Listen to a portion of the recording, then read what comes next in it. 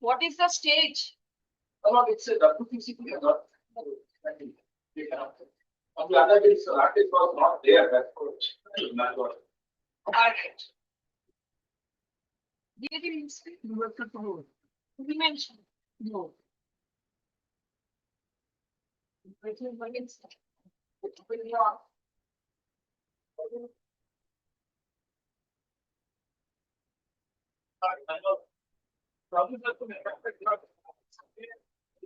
I am agree. Which one? Item one? Yes. Not today, not today. Service has been affected. Your other side is there. Then not to the why?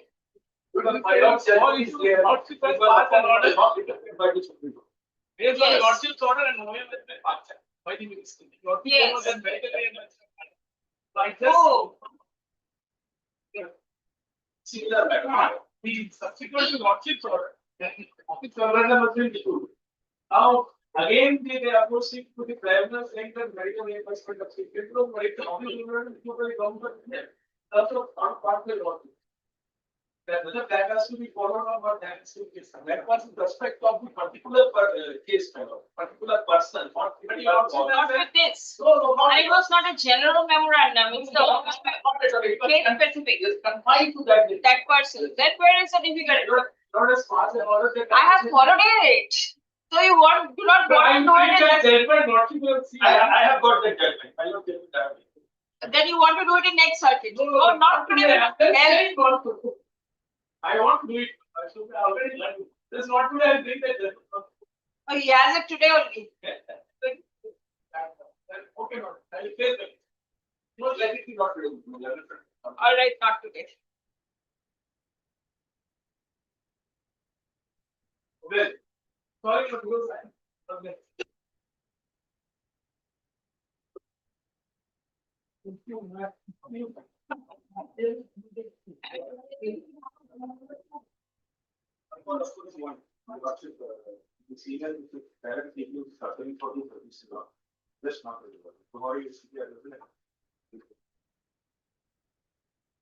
Why don't you start? This is your chance to open. Then, if the court instructs you to start, what will happen? You listen to the court's instruction or your senior instruction. Where are the papers? Have it? Oh, come ready tomorrow. I'll hear you and not your senior. Both of us. We'll hear you. Not the senior. Keep this in mind. Whoever is the arguing counsel, you will place the matter. All right, not today.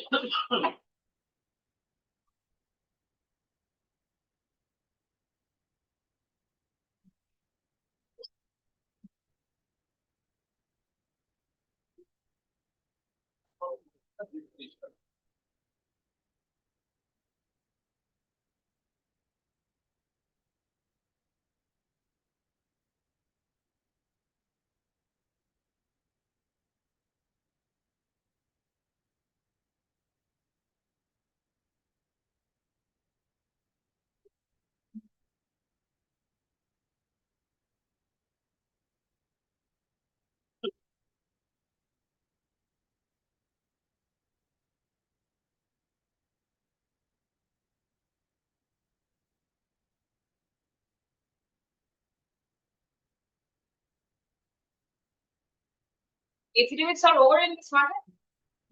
Is the affidavit over? The order of the report, my order I can see a direction for filing affidavit.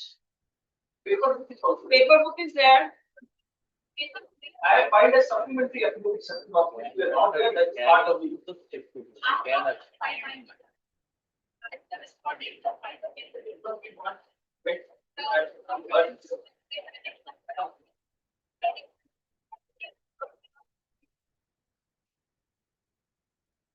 Thursday? Is you don't think a small document? he had filed my way of paper. And he You must be having copies? yes. Or copy exchanged? Want it on Thursday? Alright, Thursday. Then for hearing. Paper publication. Yes. Yes, Yes.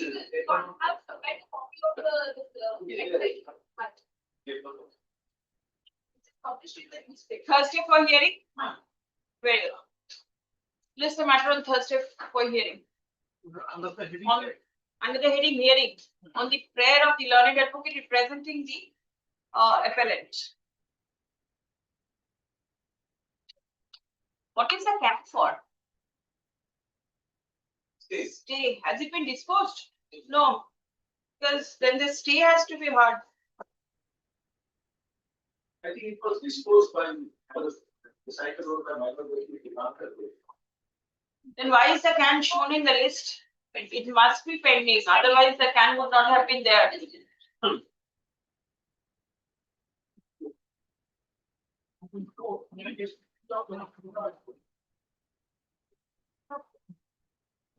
Four, And then yes. I will book them. Just go by my cited the copy of the shortlist of the council. I've got a spare of the service as it is there. I can keep a spare with me. You are for the council. And who is for the writ petitioner? I have dispatched the copy of meeting notice for 11th of August. I'm awaiting the report. Serve the learned advocate who appeared. Next to the same table. Who appeared?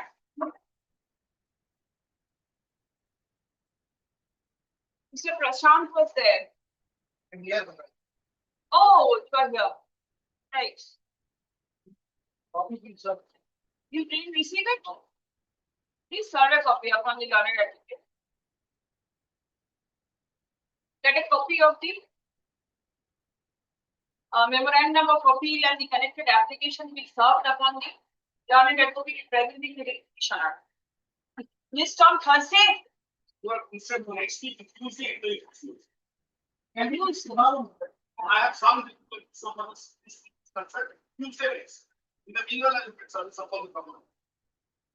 what is the date? Next Tuesday date is 1st of September. Very well, list on first. I'm ready.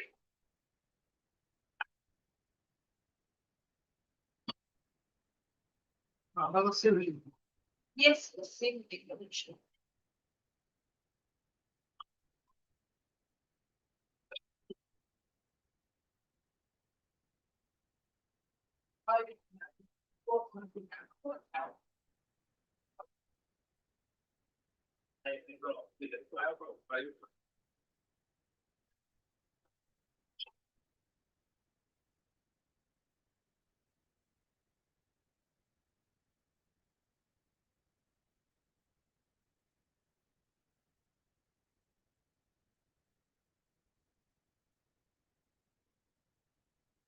Yes, the appellant. I'm there. Yes. So what has happened?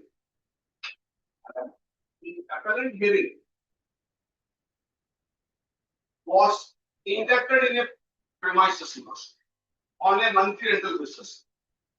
And during the subsistence of such tenancy period, agreement was entered into or sell the land in question by the landlord in favor of my bank. That's the appellant hearing. Agreement was not enforced. A suit has been filed, spending for this senior division seeking enforcement of contract. Some interim protection was granted as regard possession lawsuit. It was assailed before the district judge. Appeal is also pending. Stay has been granted so far as the next one is granted by the CB. Based on my initial entry in the property, I have applied for food license from the concerned authority.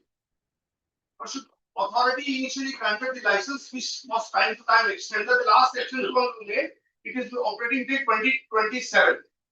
But the private respondent hearing who claims that the property he has purchased from my landlord, with whom I have entered into an agreement, made a complaint before the food licensing authority, saying that since my possession is not legal and I could not demonstrate any document that I am holding the possession based on a valid document. So the license, rather the extension of license granted needs to be suspended. But a proceeding was started. It was initially by issuing a notice by the designated officer, because the designated officer is the authority who grants license for food license. The improvement notice, which is known under the Food Safety Act, was issued. I responded to it. But thereafter, a proceeding was initiated before the designated officer. I appeared. Now, on a particular date, certain orders were recorded. My client was handed over with second page of that order, which was made part of the repetition. Now, that's not the point. The point is the designated officer passes an order suspending the license, rather the license to renew, on the basis of a finding arrived at by an adjudicating officer. And the hearing could not take place in between when the adjudicating officer recommended certain things to be done with regard to suspension of my license and the decision arrived at by the designated officer. So this point was raised in the repetition. Point that I have not been heard, because you cannot look into the regulation I can refer to, which clearly says even for suspension, a reasonable opportunity of hearing has to be given. But the learned trial judge, single judge had. I'm coming to that. That document are valid in this can also, I'll show that. But kindly comes to the order in queue, I'll show that. But kindly takes up my CAN application. Every documents would form part of the CAN act. Lord would see page 112. That's the order in queue.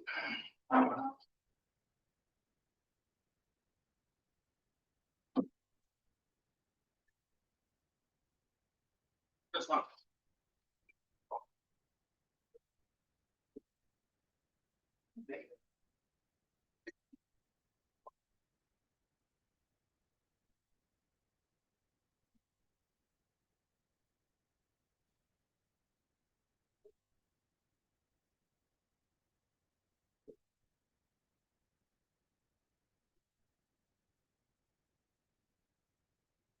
So capitals for CAN, I'll just show you CAN. 127. The last annexures to the CAN application. No, page 112 is the notice issued upon you. 112. The notice. Yes, Lord. What is that impugned order? Well, take proceed. In order, Lord would find at page 122 of the CAN application issued by the designated officer based on recommendation so given by an adjudicating officer. Page 122. Now, would see at the opening paragraph of page 122, I'm just placing it, Lord. Whereas an order has been received from the Court of Adjudicating Officer South Andaman in the matter of case number so and so, today order dated 9/1/2026, directing the designated officer South Andaman to suspend the FSSA license bearing number so and so issued to the food business operator Sri Anand Singh. The court direction read as the designated officer FS South Andaman District Public License Authority shall immediately suspend the food license business issued in favor of Sri Anand Singh Yadav, proprietor of Mrs. Honey Everest Bar and Restaurant situated at Babulang, Aberdeen Bazaar, Sri Vijayapuram, South Andaman District, until such time as he furnishes valid and legally acceptable proof of possession of the said premises. And whereas, in compliance with the aforesaid mentioned court order and in exercise of power conferred upon me as a designated officer under section 32(2) of the Food Safety and Standard Act 2006, hereby orders the immediate suspension of the license issued to Sri Anand Singh Yadav, proprietor of Mrs. Honey Everest Bar and Restaurant, Babulan, Aberdeen Bazaar, Sri Vijayapuram, South Andaman Wide FSSA license number so. Furthermore, the food business operator Sri Anand Singh is hereby directed to stop all operation relating to the manufacture, storage, distribution, and sale of food and its food premises requiring the said license with immediate effect. One of these order came to be passed based on a recommendation arrived by adjudicating officer. Lord can find that at page 119. 119.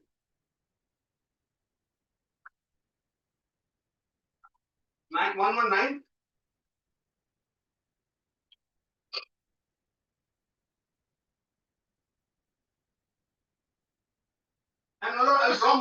very regulation and the act, it gives power to the designated officer to suspend the license upon giving in hearing. Before passing the order at page 112, which I have read just now, no hearing was given. Why one page was missing? I'll show that also. So I'll show when it comes to that. Initial improvement notice was issued. I'll just show that by the designated officer.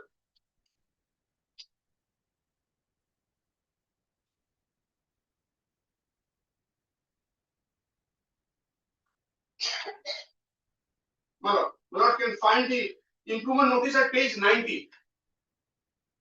119 you were showing? 119, Lord, yes, Lord. 119 is the order passed by the adjudicating officer. Right. And Lord would see page 121, Yes. the last paragraph. This paragraph, by virtue of this paragraph, adjudicating officer simply directed the designated officer to suspend the license, based on which 122 are passed. 122. Lord would find the same paragraph at page 120 at the opening paragraph. So my point of argument before the red court, since Act provides that the executive officer has to take this step, not the adjudicating officer, no hearing was given. So my point of argument was pursued when adjudicating officer has recommended it on 9/1/2026 at page 121, for to find the date, 122 was passed. In the period, no notice of hearing was given. But the initial improvement notice, which is under the requirement of law, also that also. It was issued by designated officer, I responded to it. I have responded to it, but no hearing was took place. Straight away, adjudicating officer in seizure of he assumed the jurisdiction, he passed page 119 and recommended designated officer to suspend the license. Besides challenging the order on several grounds, one of the primary ground was not because regulation provides. Regulation 2011, I'll refer to that, hearing has to be given. But not sure what the report have considered, I'll show that also.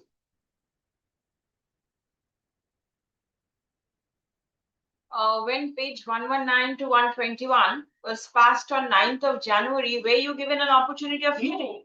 I think no. But kindly appreciate one thing. 119121. Let's go with this situation. Not sure I was put in notice. When this was passed, it recommends the designated officer to suspend the license. Under the Act, it's not the adjudicating officer because under the Act, adjudicating officer can undertake an exercise in respect of fiscal matter. For suspending the license, it's the licensing authority which is the designated authority who is vested with the power. So when he passed 122, page 122 was passed, it was bounded duty of the designated officer to issue notice. It was not done. Show us the provisions of the Act. No,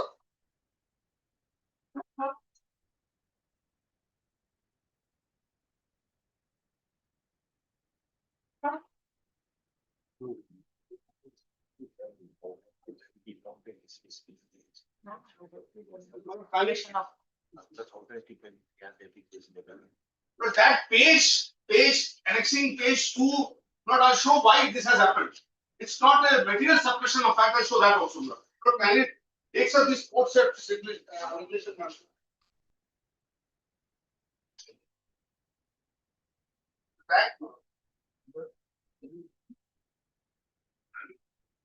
The food safety and standard.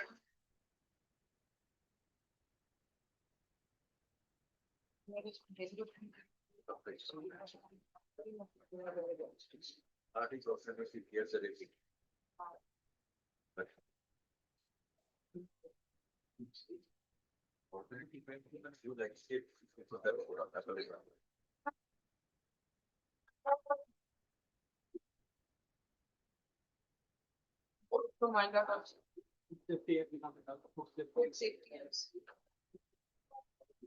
Food safety, yes.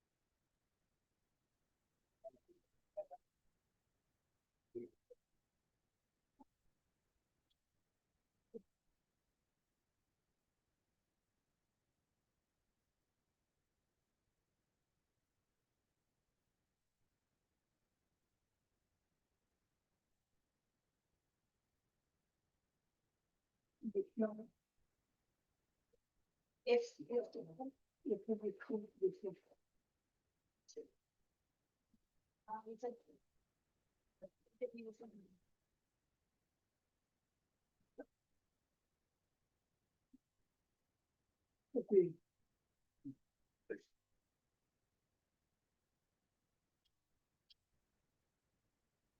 And it takes up section 32 of Yes, this Food Safety and Standard Act 2006. That is the power which broke this designation to take a decision, verse 32, improvement notice. And this, Yes, if yes. the designated officer has reasonable ground for believing that any food business operator has failed to comply with any regulation to which this section applies, he may by a notice serve the food business operator in this act referred to as improvement notice. Now, sir, it's from A to D. These are the grounds which has to be narrated in the improvement notice. Then what comes to subsection 2, if the food business operator fails to comply with an improvement notice, his license may be suspended. Now, sir, this provision gives designated officer to issue an improvement notice, which in the present case was done. I replied to it. Then nothing was done. One date was fixed, my client appeared, an order was passed. Thereafter, nothing was done. Straight away, my lordship, adjudicating officer who has got jurisdiction under this act, issue a notice to my client. Even against that, my client responded. So with section 32, you do not have a problem. No problem, lordship. I'm not just for the regulation where the reasonable hearing has to be given. At which stage? Let us see. Regulation. This is not food safety and standard licensing and registration of food business regulation 2011. Not to find from the same so regulation 2011.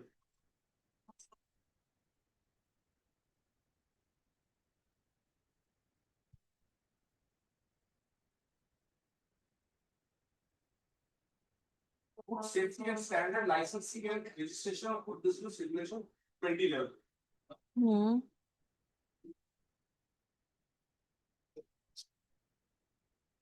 Two point 1.9.1. 2.1.8. Eight. That That is food safety and standards, recovery and distribution. safety and standard licensing and registration of business because with regard to license, the matter was pertaining to license cancel, suspension of license. So this regulation is an applicable regulation. 2011 regulation.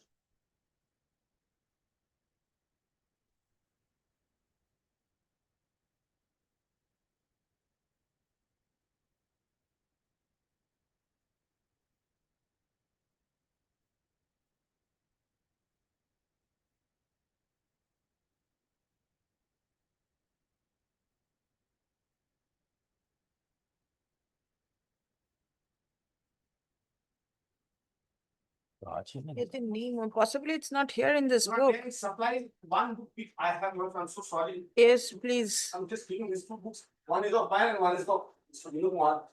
But I looks into 2.1.8. Hmm. I'm sorry, I'm not just. That's all right. 2.1.8 suspension and suspension and cancellation of registration. In consonance with section 32. Hmm. of the act. Hmm.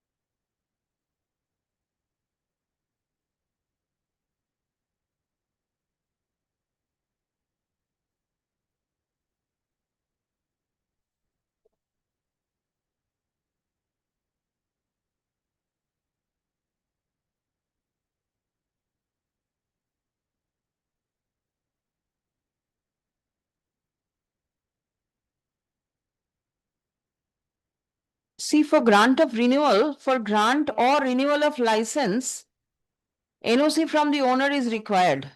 The electricity bill, rent agreement and something. All these documents he could not produce. Saying, but was possible tenancy. During the pendency of tenancy, subsistence and agreement proceeded were entered into. When it was not given effect to, suit was filed for specific performance of contract pending. The owner claims against whom the suit is pending that he has sold the property to Mr. Dinu Kumar clients. At this instance, the complaint came to be lodged before the designated officer that I don't hold the valid document my possession. They filed suit for recovery of cash possession also. That's one thing. But You are still in possession.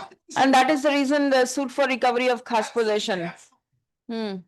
So, Lordship, this is But what- then your tenancy license has expired. How are you holding on? That is the suit. That is the reason for the suit. Right. Did you intimate all these things to the officer? I'll show that. It was informed. I'll show that. Kindly comes to me page 90 of my CAN application. Yes. Initially designated officer issued an improvement notice in terms of section 32. I issued a legal notice informing all these facts at page 92 of the CAN application. But kindly consider. Page 90 may kindly be seen first, Lordship. By designated officer of CAN application.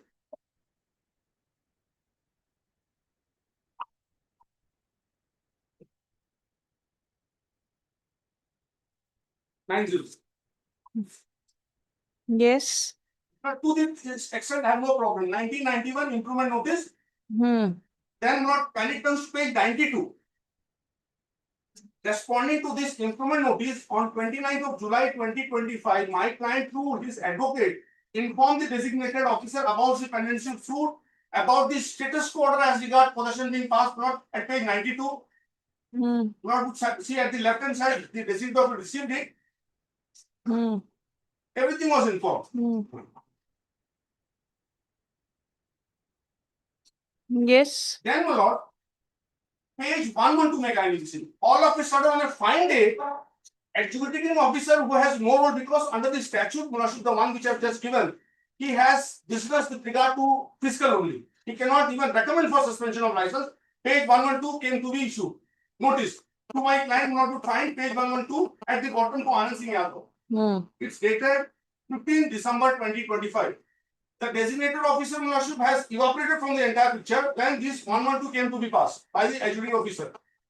Not against this, page 113 was filed by my client in the form of written objection before the executing officer. Yes. Then no hearing, no personal hearing was given, Lordship. So that day it was fixed for personal hearing, directed to appear 18th of December, and you submitted it on 18th of December. Then 119 has been passed. yes. He cannot do not under the act and so Lordship the powers of the executing officer. Please show. Remember the book. Yes. Yeah, get back. Yes. Yes. Certainly. এটা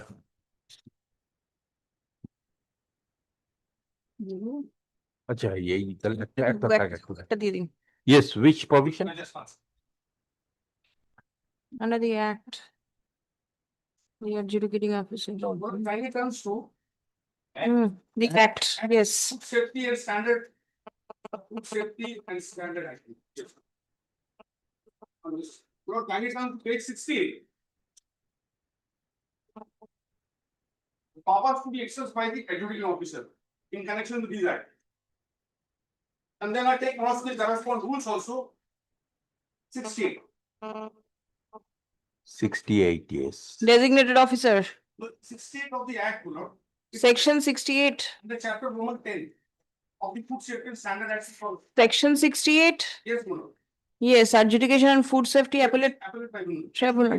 Uh-huh. For the purpose of chapter, an officer not below the rank of additional district magistrate of the district where the alleged offence is committed shall be notified by the state government as adjudicating officer for adjudication in the manner as may be prescribed by the central government. Hmm. The adjudicating officer shall, after deeming a personal reasonable opposition for making representation in the matter, and if on such inquiry he is satisfied that the person has committed the contravention of provision of this act or the rules or regulation made therein, impose such penalty as we think fit in accordance with the provisions relating to that office. Hmm. Now I am posing here, Lordship. If one looks into this act, in consonance with the relevant rules.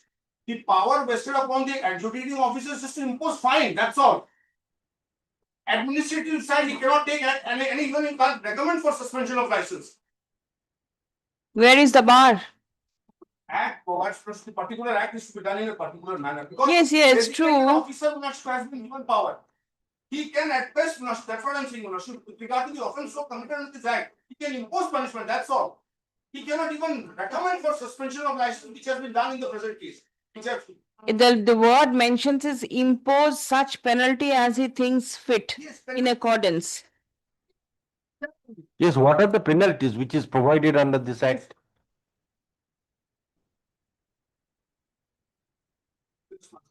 It not be very good source of them, just not.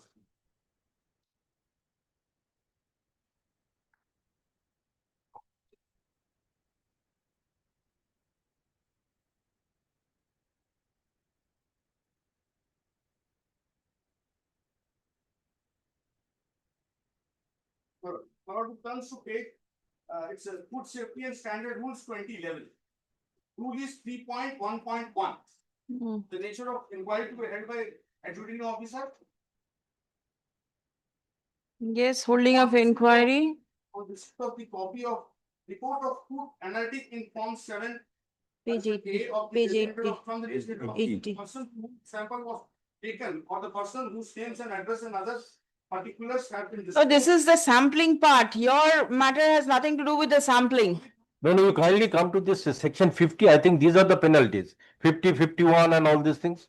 You may come through this 50, 51 and all these things. Yes, please come. At the plot 5 of the rule of No, 2011. that was I was asking. Yes, What are yes, the yes. penalties which Yes. are provided? You go through these sections. Penalty for selling food not for nature and substance or quality of demand. In this case, the adjudicating office has the power to hold an inquiry and to impose penalty. 52 malord, 51 malord looks into for substandard penalty can be imposed. No, that is a different thing. You're here, you failed to disclose the information with regard to your place where you are carrying on the business. So, against the initial improvement notice issued by the designated officer to lawyer, it was informed about the suit, everything was informed. And the what is the period for which this license is issued? For 2027, it was operating till the impugn order was passed. I'll show that license also. It's in the form of renewal. Let me show that also, license also. So at the time of renewal, you failed to disclose all these things, and that is the reason this has been passed. No, no, yes, thank you. Isn't it? Absolutely. But there is no reason assigned by the designated officer, or not to simply see designated officer borrows what has been recommended by adjudicating officer, straight away pass the order. No reasoning. What is falling from my lord, it must find in the impugn order, my lord. It is. Is there? I can see. But can you see once just what adjudicating officer have said? Suspend the license. In view of that, that's the license was suspended. No hearing, nothing. I have taken this point in my writ petition that there is no reasoning assigned by the designated officer. And there is a provision for appeal also? But what must that it is only when the designated act in terms of the this act. But here must know notice was given. My point of argument is when adjudicating officer has recommended it, in between that period, the designated officer is under an obligation to give a notice to me informing. See, 32(4)(c), cancellation or suspension, revocation of licenses, absolutely appealable. Why don't you? The ground of violation of infraction of principle of Lord knows it. Where is the natural justice violation? I don't see any. Passed. At least a notice that since adjudicating officer recommended it, you want to say anything. And only after that, upon a giving a reasoning order would have been passed, Manashu. Particularly when I'm running the business. And I'm running the business, Manashu, for these many years. So it's a very good ground for preferring an appeal. From December 25, this order was passed, right? Thereafter, it goes to January 26, March 26. So you are, Now you are doing the business. it cannot be, it's suspended. Because there was no stay. My writ was filed in June, my writ petition. After this statutory period of. Expiry time, it expired. And then, Whatever, so this is, The writ could not be taken out at the prompting. That's the reason. your only argument which stands is page 122 was passed after page 119 Yes. without granting an opportunity of hearing. Even it do not contain a reasoning also, Marshal. Even the designated officer in terms of 32 must assign a reason. He simply borrowed the words of adjudicating officer, my lordship, incorporated into an order, suspended the license. There has to be an independent application of mine, my point of argument. And what cost has been imposed, not to see. There is a provision for imposition. So what can be done?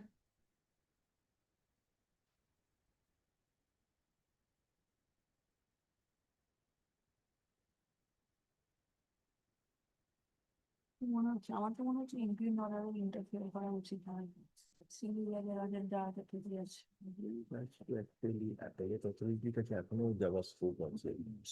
সেখানে যেতেই পারে সেটা তো একটা scope আছে। হ্যাঁ কিন্তু retake করলে কি হয় কি হচ্ছে এক্সপিডিশিয়াস অ্যাফেক্টিভ রেমেডি পায়। Appellate I will give this scope to him. Purely যদি কোয়েশ্চেন অফ ল এই যে হিয়ারিং যে দেন যেটা অথরিটির কাছে আমরা রিকনসিডারেশন না, পাঠাতে পারি। প্রশ্ন হচ্ছে না রিকনসিডারেশন অ্যাপেলেট অথরিটির কাছে গিয়ে অ্যাপেলেট অথরিটি না ওই অ্যাডজুডিকেটিং অথরিটি কাছে। ও অ্যাপেলেট অথরিটির কাছে বলবো কি কি আছে না আছে সেই অনুযায়ী উপর আসলে এই total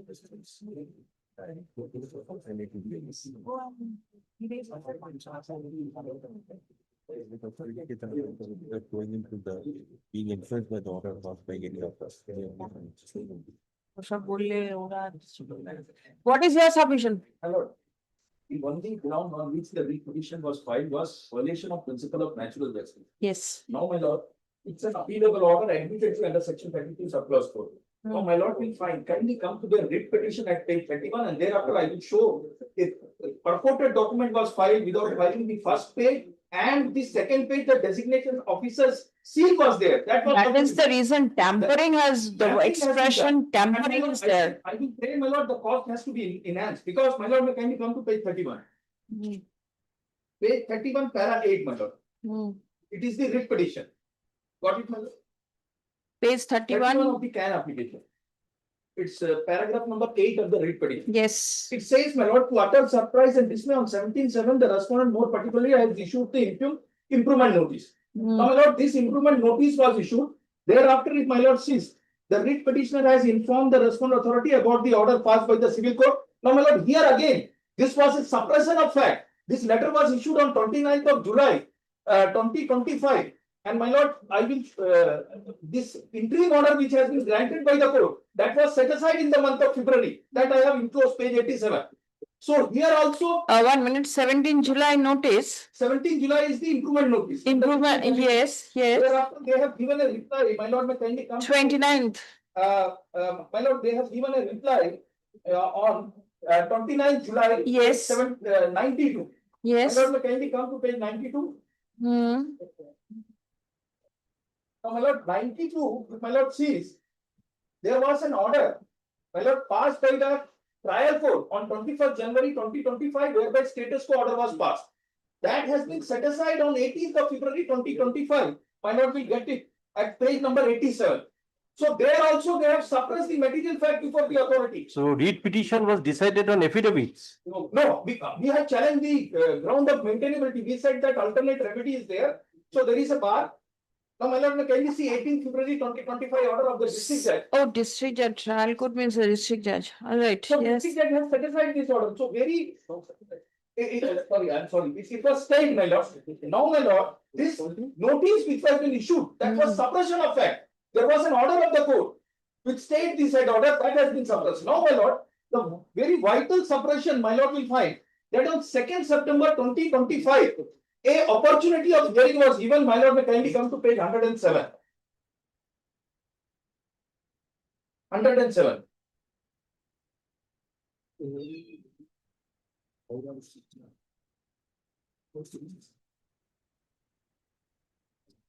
$107. My lord, what has been done, my lord? The page was deliberately not filed. there was a signature of the petitioner, writ petitioner, there was the signature of the designating officer.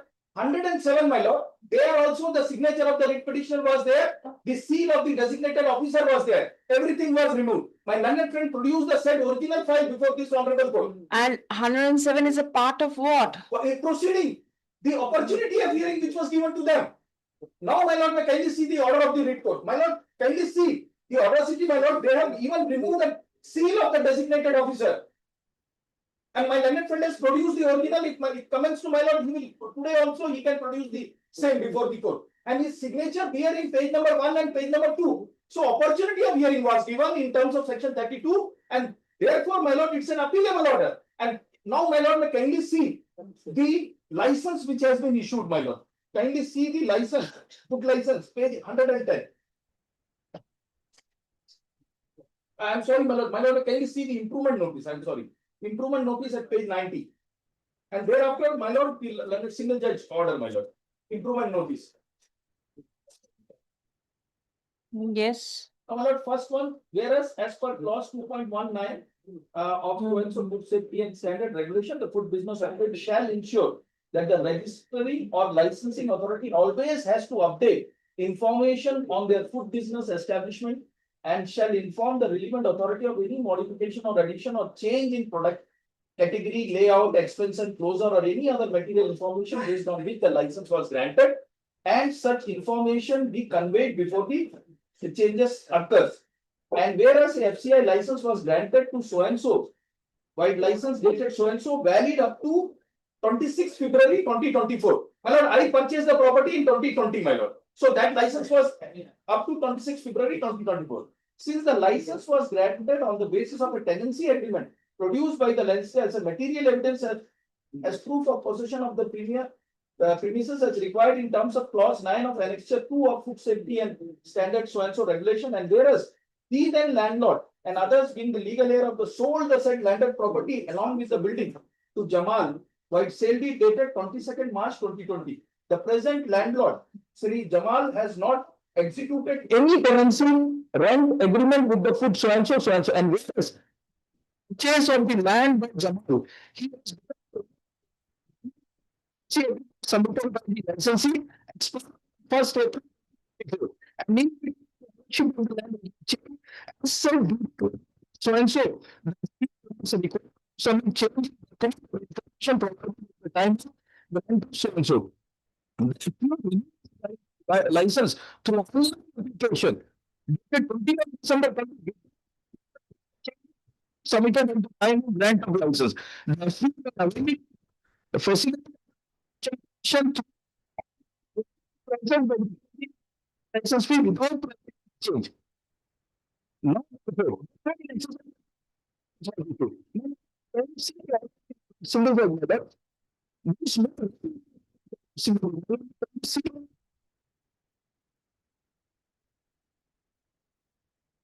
it says, my lord, the retention challenge so and so, by so and so, my lord, paragraph 4, my lord. At page 6 of the retention is annexed 2nd September 2025, signed by the designated officer. The first page is missing. The first station indicate that it was a required procedure. Second, so and so, I think the chapter contain signature of the petitioner as well as the designated officer. The second page contains signature of the petitioner which is missing next in the petition. Document suppressing of the time before this order the petitioner's contention that was not given to special false complaint from the finding of the that upon expiry petitioner's tendency for the subject of the landlord so the insist to a third party. The petitioner's license which had earlier expired was extended without mentioning a change of ownership of the property in question. In view of the officer, this officials remedy under so and so for material suppression 25,000 was. So, what is the right with that? Very well here. Language it says both. Subsequently, also given that I am my lord, there is no. It's not pleading at all.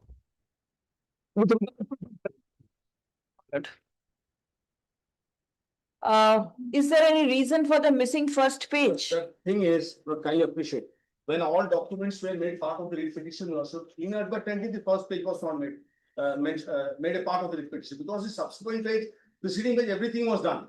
It's not a, it's. How come the signature gets vanished? Normally what happens, like so, because I'm doing the matters here, whenever we go to the authorities, they record our presence. They handed over the copy to me as page number 2, that's the only pages it was given. So page 1 was not It was given. not given. But why would I annex page 2 instead of page?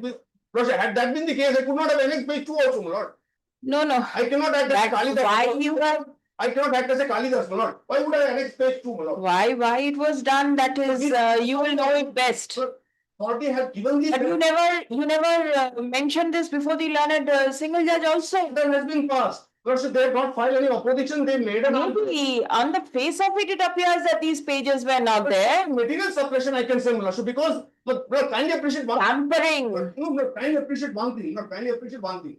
Look, the post steps taken by the authority that is to be seen. When the impugned order was passed, when the adjudicating of my case was that, Lord. My case was that before the designated officer could pass suspending my taxes, hearing should have been given, my lord. They And then cannot. hearing was given. Oh, sorry. Please come. My lord, may I say one thing, my lord? I think the cost is going to increase. My lord, do not that, my lord, kindly exempt the cost, my lord. Thanks. The reason for filing was only exemption of costs. I can understand because 32(4) appellate provision is there. I can well understand that it is the reason. No. The cost is going to increase at least by 5,000 minimum, because charge of filing appeal was more. You took the risk. No. The order dated 28th of July 2026. Passed by the learned single judge.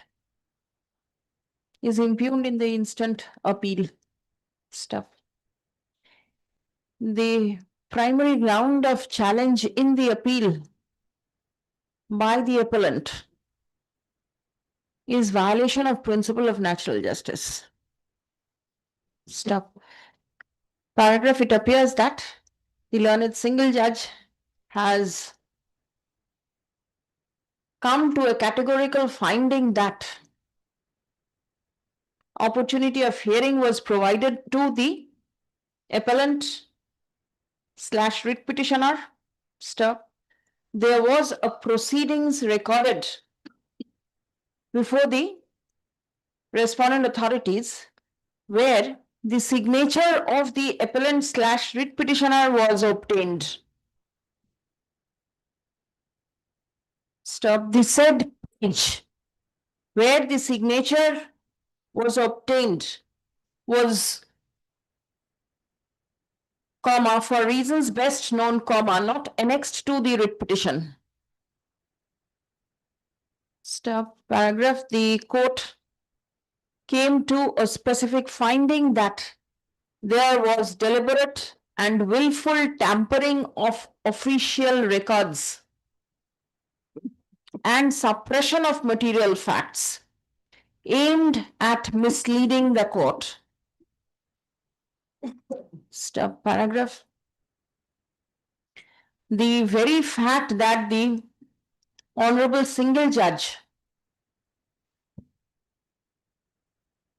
verified the records available with the administration and came to the aforesaid finding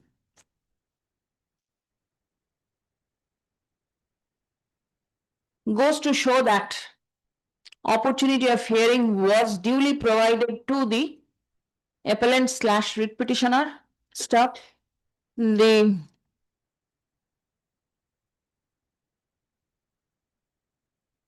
court was pleased to dismiss the writ petition with costs. Stop. The court was also of the opinion that the provision for appeal under section 32 (4) of the Food Safety and Standards Act, 2006 is available to the appellant writ petitioner. Stop paragraph. Upon hearing the submission made on behalf of all the parties and on perusal of the materials placed before this court, comma, we do not find any reason to interfere with the order passed by the learned single judge. Stop paragraph. The appeal and the connected application accordingly fails and is hereby dismissed. Stop. The costs. Our, Sorry for the indulgence. no, Right. imposed. Um, is assessed at rupees 30,000 rupees. Payable by the petitioner to the office of the designated officer within bracket FS South Andaman. Positively by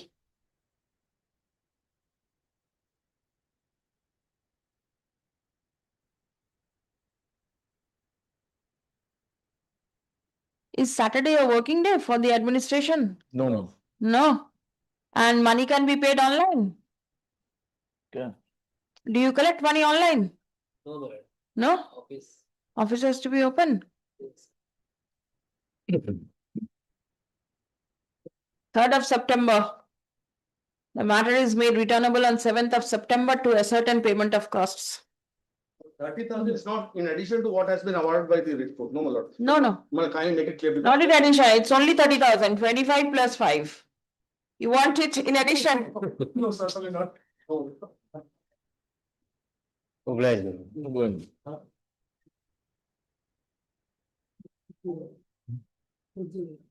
Beautiful. এটা ওখানে রেখে দিই।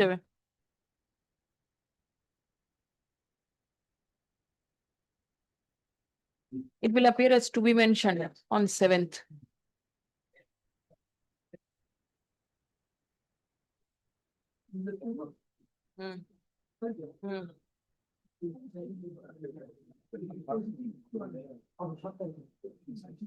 আজকে তো dismissal হয়ে গেল, dismissal record থাকবে to be mentioned আসবে for ascertaining payment of costs. Today it is dismissed.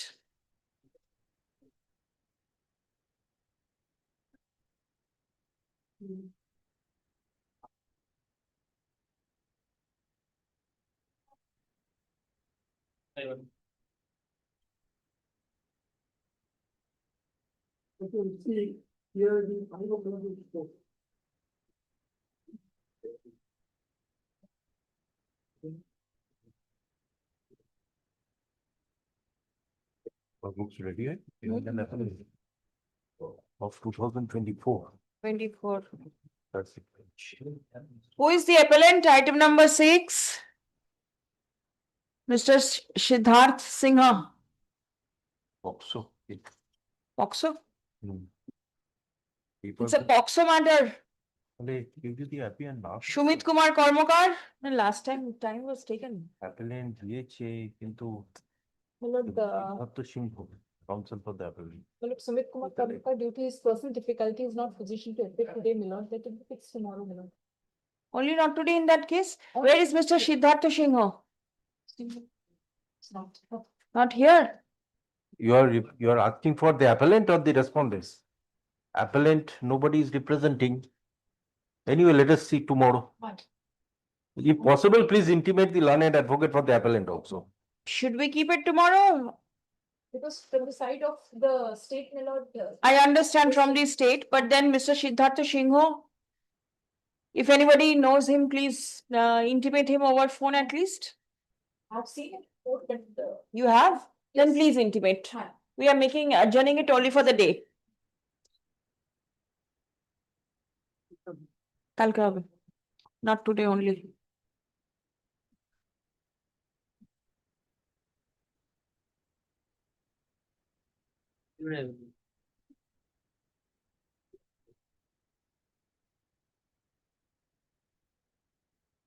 This is a public interest litigation concerning the scarcity of electricity, my lord. They were directed to file a report, which we have received just now, my lord. Let it be just not today. I'll peruse that and come back tomorrow, my lord. Give a copy to the court. All right. আচ্ছা দেখে নিন তো। Is it there? Has the report?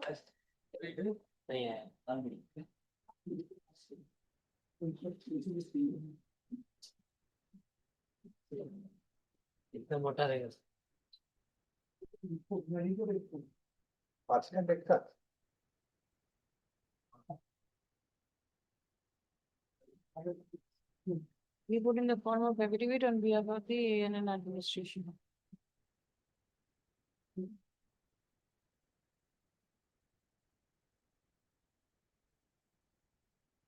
Or whether they want to take an exception to the report or. Yeah, let us see first. Who has affirmed this? This is the commissioner cum secretary power. And is there any committee? Who has prepared this? What does this report say? The report, the honorable court has directed us to indicate how to meet the power crisis in the future as well as the present situation and what are the remedies the administration is taking. All right. Now, the report, this has been affirmed by the commissioner cum secretary. Court has directed us. True, It was but then directed to be filed by the commissioner comes it is all right, but does he know everything about how to deal with the situation? He has been done. The secretary power. So secretary power must be having the know-how about how it is to be done and everything, right? It's for secretary power.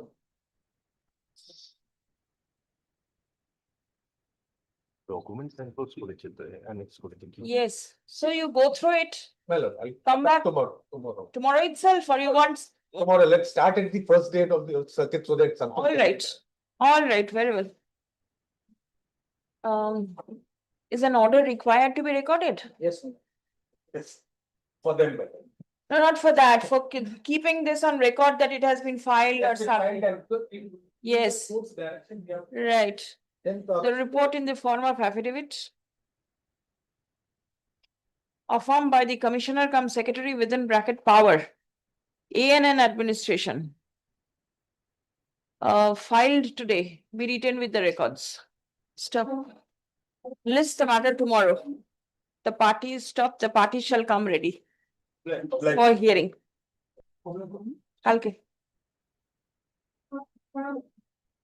No, मेरा food safety का book है बाद में दे दूँ food safety का book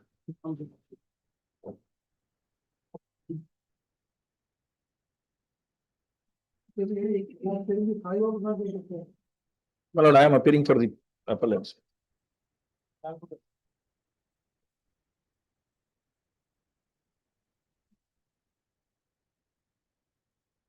My lord, when this medical college started, my lord, here, there are certain requirements which has to be complied with, on the basis of which affiliation will be given to this medical college. For that purpose, they have to have certain number of staffs under them. So, my lord, in the year 2015, my lord, they initiated a process where by taking into the recruitment director of health service, initiated process and appointed several persons who are required to run the said medical college. Now, my lord, in the said process, advertisement were made, and on the since we fulfilled the requirement of the recruitment rule, selection process was initiated, and in the year 2015, by different order, in the year 2015, we were appointed as staff nurse, paramedic, medicine staffs, pharmacist, and all, my lord. 138, my lord. So that appointment was made for a specific period on contract basis. That it will not create right in your favor. And with the rider, that further extension would be made only on the basis of your performance. Now, my lord, the same was extended from time to time until they were working under the medical college. Now, my lord, initially, since it was a society, it was for the purpose of getting the application, such appointment were made, and subsequently in the year 2019, there are the administration, now all the posts are there. So, my lord, our case is for regularization and the nature of duties and responsibility discharged by us are perennial in nature. And the establishment is also permanent. Under such circumstances, my lord has to consider whether this, my lord, case, my lord, there are sea change in the judgments of the Supreme Court. And in recent past, on and from 23rd onwards, there are numerous Supreme Court judgment which has dealt with these issues and said if a person is working in a functional post, even sanction post is not required. If he is working in a post which is functional in nature, then in that case, his case is to be considered. And all other aspects were dealt with in different judgment, my lord. I will place those judgments, my lord. And recently, our High Court division bench has passed an order with regard to there was a scheme, my lord. To promote the scheme, the first round of litigation was there where the ministry was not a party. When the ministry was not a party, the Supreme Court said, since ministry is not a party, no order can be passed against them. Then I filed a petition before this court saying that once a scheme is promulgated and they are working for years together, on all these judgments were relied upon and seek a direction from this court directing the ministry to apply the sanction. So that writ petition was allowed. Subsequently, my lord, in the division bench, the appeal was taken by the government. And in the appeal also, my lord, they also placed several judgments. The Supreme Court, I will also place all the judgments after and after from 2014 onwards. And the court, considering the aspect, arrived to a finding that these judgments are not say anything contrary. Rather, they say that you cannot use to have unfair labor practice. And those judgments were dealt with SLP before the Supreme Court. There is no stay order, my lord. I will place that order also, my lord. So, my lord, first, my lord, I will place the and thereafter documents, my lord. My lord, may kindly come to paragraph number. Yes, paper book, which page? Paper book, my lord. Paper book 10, my lord. Para 7. There is only one volume, isn't it? Yes, my lord. All right.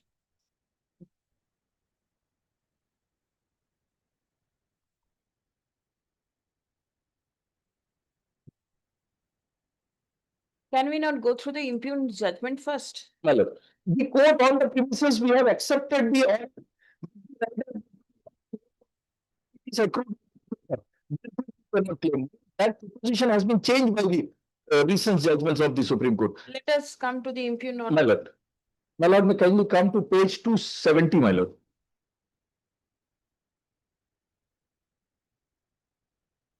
My lord, it starts from 260 and the decision of the court is from 270 onwards.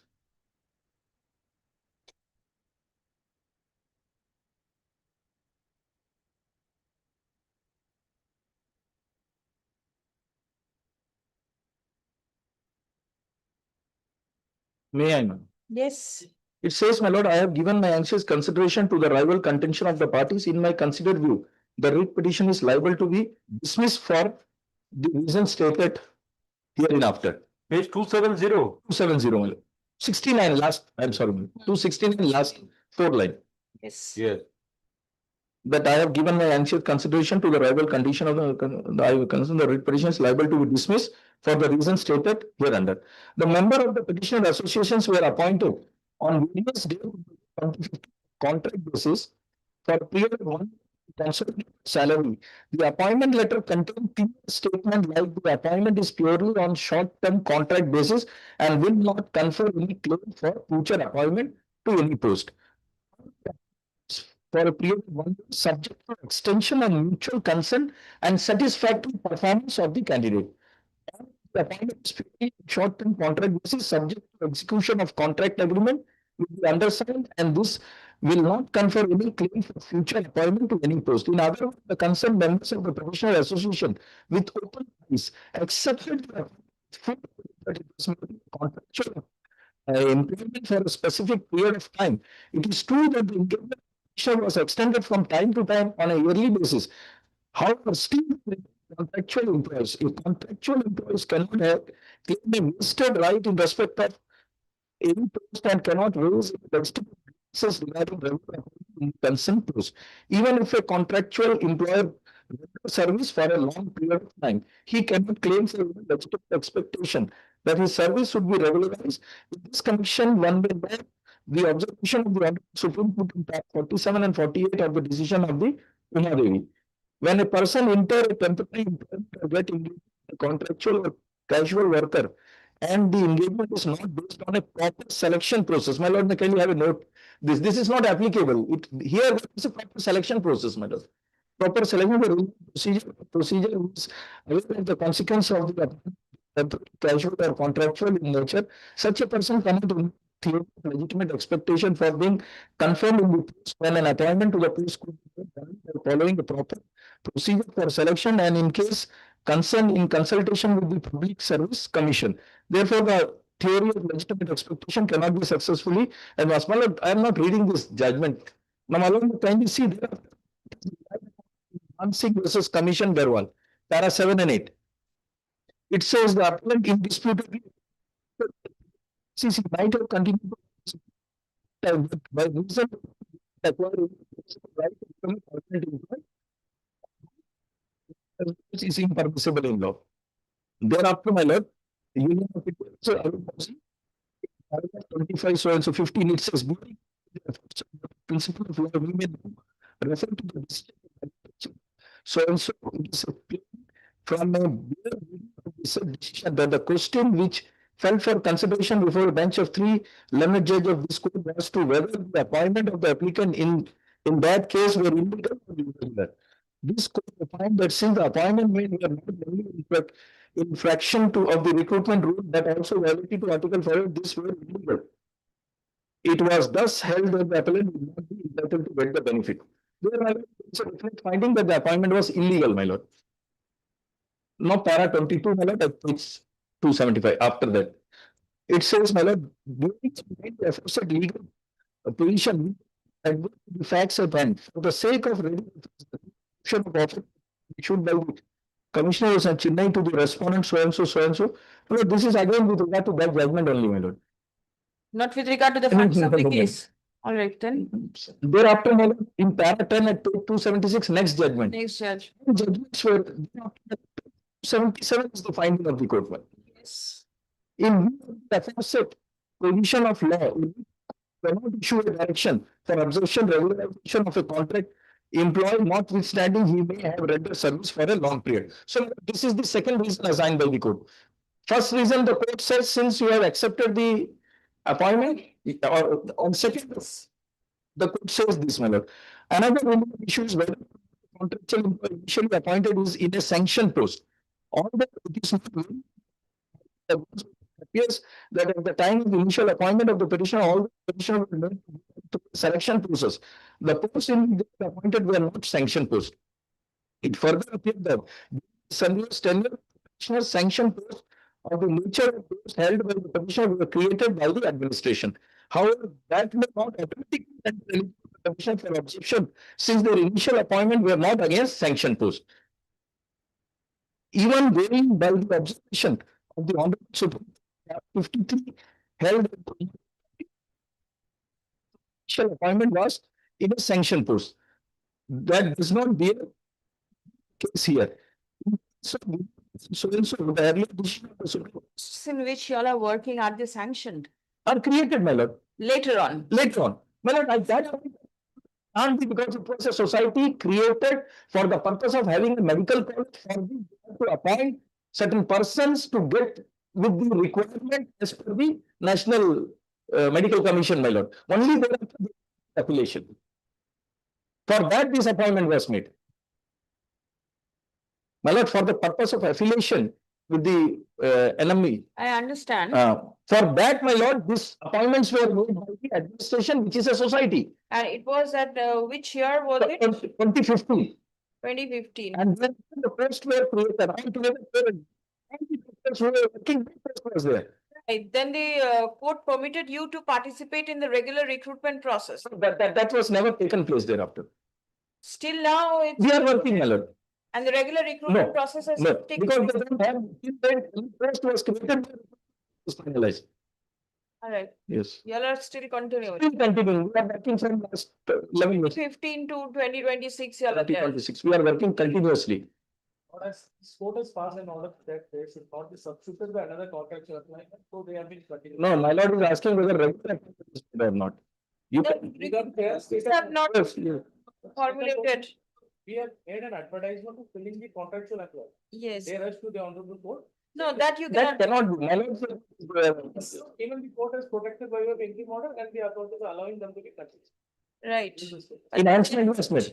They are not getting the benefit of the permanent employees. Post when they have been gone into sanction subsequently, they are 2019 and 20.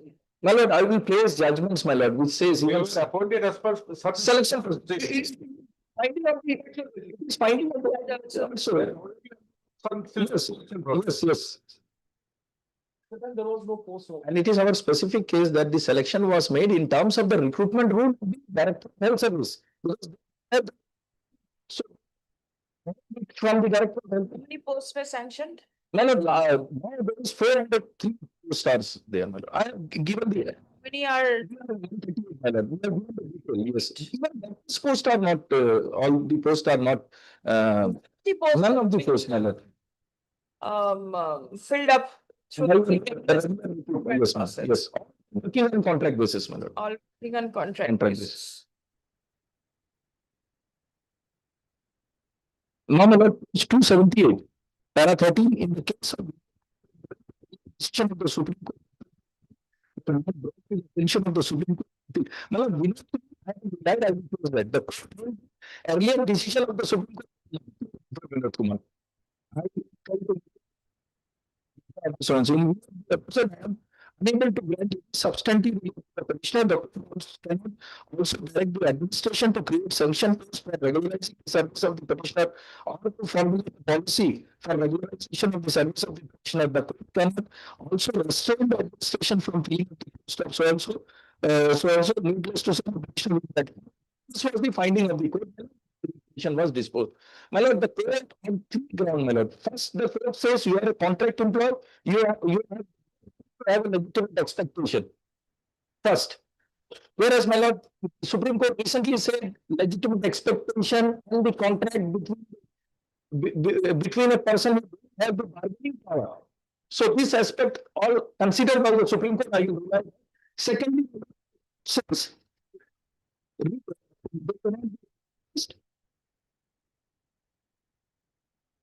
there is no sanction post, When were the posts sanctioned? 2019, my lord, 2019, and judgment was passed in 2023, my lord. 23. So by the time the judgment came, the posts were sanctioned. My lord, court has, I have placed all the documents, my lord. Now, my lord, I am placing, pleadings, my lord, and thereafter, No, show the judgment of the Honorable Supreme Court, the latest one. my lord, my lord. I will show the judgment of the Supreme Court and thereafter, my lord, I will show the judgment of this court, my lord, which was passed in this. Yes.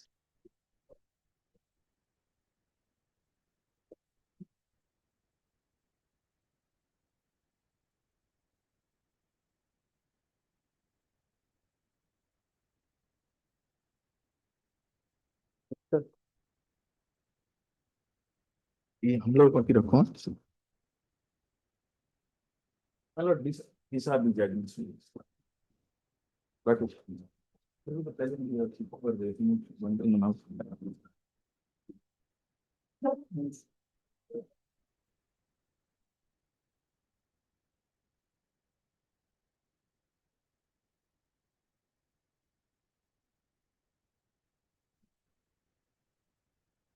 Time limit.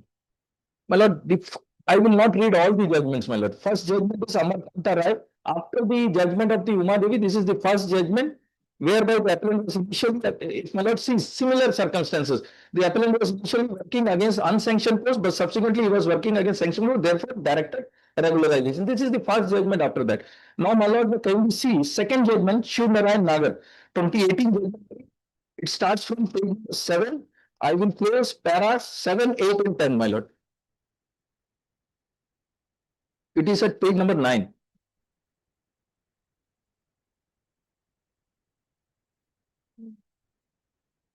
Yes. My lord, it says, my lord, ये रखो तुम, वो second one is बराबर para बदल. It says, learned counsel appearing on behalf of the respondent has relied upon para 44 of the decision of the ministry as to contend that it was not the case of illegal appointment, but of illegal appointment. There was no post available on the service of the appellant could have been regularized and appointed, where in contravention to the reserve policy, thus termination order was rightly issued, and in no case the appellant were entitled for regularization of their service. When we consider the prevailing scenario, it's painful to note that the decision in Umar has not been properly understood and rather wrongly applied by various state government. We have heard from the data system to ensure as to how many employees were working on contract basis or basis or delegated basis in different state departments. We can take judicial notice that widely aforesaid practice is being continued. This is that incumbent should be appointed basis as per rule, but new process of making appointment on contract basis has been adopted. Employment is etc. in exploitative forms. This situation has not invested the decision that the employment so should be by fair means and not by backdoor into available skill. That spirit of the word has been invoked and conveniently the various state authorities. The observation that Umar Supra has not been implemented in its true spirit and has not been followed in its spirit and substance. It is being used only as service of incumbents. They are continuing service without payment of salary for which they are on the basis of Article 1416 and Article 34(1) of the Constitution, as they have no constitutional protection as invested in another 1983 so and so from cradle to grave. In high days of life, they are to be destituted. There being no provision for pension, retirement benefit, etc. This is a clear contravention of constitutional provisions and aspiration of downtrodden classes. They have equal right and equal protection and cannot be dealt with arbitrarily. The kind of treatment is not only bad but equally unconstitutional and is denial of right. We have to strike a balance to rely really into the time has come to stop the situation where can be permitted to be floated. Whereas this court has interdicted such employment back in the year 2006. The employment cannot be exploitative terms, where should not be backdoor into a should be filled by regular employment. But the new rules has been adopted for making appointment on payment of system on contract, ad hoc basis or otherwise. This kind of action is not permissible when we consider the teeth and substance of true spirit in this. Can you see para 10?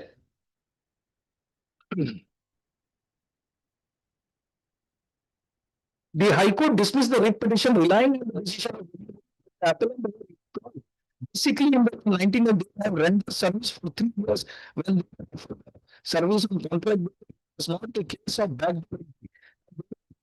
In case for offering such kind of appointment, thus the appointment could not be said to be illegal and in contradiction of as there was no such rule available at that relevant point of time when their temporary status was conferred. The appellant were required to be appointed on regular basis as a one-time measure. So and so 53, since the appellant have completed 10 years of service and temporary status have been given by respond with the effect of so and so, we direct the service of the appellant from the said, that is 2nd October 2002. Consequential benefit and the arrears of also to be paid to the appellant within a period of 3 months from date. Now, thereafter, my lord, the judgment of Vijay Kumar. Now, this was relied by decided by Justice Vikram, and this was passed on 30th of January 2024. Now, my lord, we only come to paragraph. Here, my lord, in this, my lord, all those judgments, Uma Devi was discussed, my lord. All subsequent judgment was discussed. If my lord sees page number 30, my lord, my lord, we find that was referred, and thereafter, my lord, we can come to paragraph number 6. 6. See paragraph page 14. Having heard the argument, Page 14, my lord, last. Para. Page 14. 14, my lord, 1 4. Yes, yes. Having heard the argument of both sides, this court believes that the essence of employment and the right thereof cannot be initial terms of appointment. When the actual course of employment has evolved significantly over time, the continuous service of the applicant, the capacities of regular employees performing duties indistinguishable from those in permanent post, and their selection through a process that mirrors that of regular constitute a substantive departure from the temporary and scheme specified nature of their initial engagement. Now, my lord, kindly come to para 6, 16. The application of the judgment in Umar by the High Court does not fit squarely with the facts at hand. Given the specific circumstance under which the appellants were employed continue their service, the reliance on procedure formality at the outset cannot be used to perpetually deny substantive rights that have been accrued over a considerable period to continuous service. The promotion was a specific notification for vacancy and a subsequent circular followed by the selection process involved written examination which distinguished their case from the appointment through backdoor as discussed in Umar. Now, para 7, my lord, the judgment in the case of Umar also distinguished between underscore the importance of considering certain appointment, even if they were not made strictly in accordance with the prescribed rules, and procedure cannot be said to have been if they had followed the procedure of regular, such as conduct of written or as in the present case. Para 53, my lord. Thereafter, my lord, para 18 at page 18, it says, in the light of the reason recorded above, this court find merit on the appellant's argument and hold that their service condition has evolved from time to time, warrant a reclassification from temporary to regular status. The failure to recognize the substantive nature of these rules, their rules, and their continuous service akin to permanent employees runs contrary to the principle of equality, equity, fairness, and the intent behind employment regulations. Accordingly, the appeal was allowed. The judgment and so and so, the respondent directed to complete the process of regularization within 3 months. Now, my lord, after this, my lord, it's a parity, my lord. The Supreme Court said it is also a recent judgment of March 2024. In December 2024, my lord, may kindly come to page 36. This is very relevant. My lord, may kindly come to para 5. Para 4 is the nature of job which has been discharged, which they were discharging, my lord. Page 38, para 4. Safai wala and all, my lord. Mali and all, my lord. Para 5 says, initially the appellant sought regularization of their service by filing application before the tribunal. They contended that over the years, their roles and responsibility had evolved beyond the nominal time on contractual. And that they were performing ongoing and core functions integral to the CWC operation. They relied on applicable government instruction and the principle that long-serving employees engage against work of a perennial nature deserve fair consideration for regularization provided their appointment were not illegal and clandestine.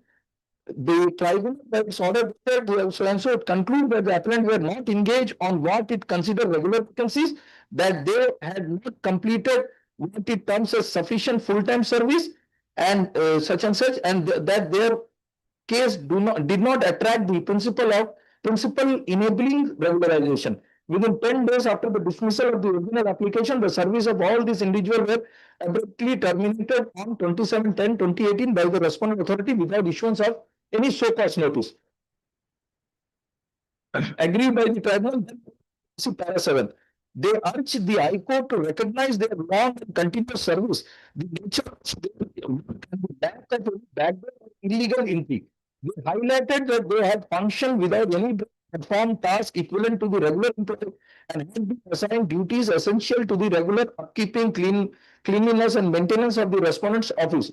The High Court, after examining the tribunal's decision and the submission advance, concluded that the petitioners before it were part-time workers who had not been appointed against sanctioned posts, nor had sufficient duration of full-time service to satisfy the criteria for regularization. It relied on the principle of holds the petitioner could not claim a vested right to be observed by the witness without fulfilling the so and so, the High Court further observed that the petitioner did not possess the minimum qualification. Did not possess the minimum qualification, educational qualification ordinarily required for regular employment. And additionally noted that the employer had subsequently outsources the relevant housekeeping and maintenance activity, concluded that there was no legal basis to grant the relief. The High Court dismissed the petition. Now, the which has been as advanced before the Supreme Court, this says continuous and substantive engagement, nature of absent performance issue, compliance with Umadevi guidelines, discrimination in regularization, irrelevancy of educational qualification, equity and fairness. This was the argument advanced by the workers, my lord. Now, my lord, can you see the stand taken by the authorities at page 45? Nature of engagement, absence of sanction post, non-compliance with Umadevi criteria, relying heavily on Umadevi, educational qualification, outsourcing as a legitimate policy decision, no fundamental right to regularize. Now, my lord, now the Supreme Court has considered it, my lord, at page 47 onwards. Para 10. It says, having given careful consideration to the submission advance and the material on record, we find that the appellant's long and uninterrupted service for periods extending well beyond 10 years cannot be pushed aside initial appointment as part-time or contractual. The essence of their employment must be considered in the light of their sustained contribution, the integral nature of their work, and the fact that no evidence suggests their interest to any superfluous route. The appellant throughout the tenure essential duties that were indispensable to the day-to-day functioning of the office of the central so and so. Applicant number 1, 2, and 3 are responsible for maintaining so and so and the conducive working environment within the office premises. Their duties involve sweeping so and so response that direct contribution to the so and so. Now, let me see para 12. Despite being labeled as part worker, the appellants perform their essential task on a daily, continuous basis over extensive period ranging from a decade to nearly 2 decades. The temporary nature, instead it was recurrent, regular, akin to the responsibility typically associated with sanction post. Most the respondent did not engage any other person for this task during the appellant's tenure, underscoring the indispensable nature of their the claim by the respondent that this were not lack merit, as the nature of performed by the appellant was perennial and fundamental to the function of the officers. The recurring nature of these duties necessitates that classification as regular post, irrespective of how the initial engagement was labeled. It is also noteworthy that subsequent outsource of this so and so to private agency after the appellant termination demonstrate inherent need for their service. This act of outsourcing, which effectively replaced one set of another, further underscored the work in question was neither temporary or occasional. The termination of the appellant service following dismissal of their original application was arbitrary and any justification. The termination letter so and so without prior notice. Now, my lord, kindly come to paragraph number 16. Paragraph number 16. The appellant consistent performance over the long tenure further solidifies their claim for regularization. At no point of time during the engagement, the issue regarding their competency or performance. On the contrary, they are extended. Now, my lord, kindly come to para 20. Para 20, my lord. Page 54. It is well established that the decision of Umadevi Supra does not intend to penalize employees who have rendered long service fulfilling ongoing and necessary functions of the state or its instrumentalities. The said judgment sought to backdoor an illegal appointment that circumvent constitutional requirement. However, appointment was not illegal, but possibly irregular, and employees had served continuously against the backdrop of sanctioned functions for a considerable period. The need for a fair and human regulation becomes paramount. Continuous and unresumed service performed tasks inherently required on a regular basis can over the time transform what was initially ad hoc or temporary into a scenario demanding fair regularization. In a recent judgment, so and so, my lord, this judgment I have placed before my lords. Huh? 21, my lord, there is para 21, page 56. The High Court placed undue emphasis on the initial label of the appellant. Engagement and the outsourcing decision taken after their dismissal, court must look beyond the surface label and consider the realities of employment, continuous long-term service, indispensable duties and absence of any malafide or illegalities in their appointment. In that light, refusing regularization simply because the did not explicitly state so, or because an outsourcing policy was belatedly introduced, would be contrary to the principle of fairness and equity. The pervasive misuse of temporary employment contracts as exemplified in this case reflects a broader system issue, the adversely affected workers' right and job security.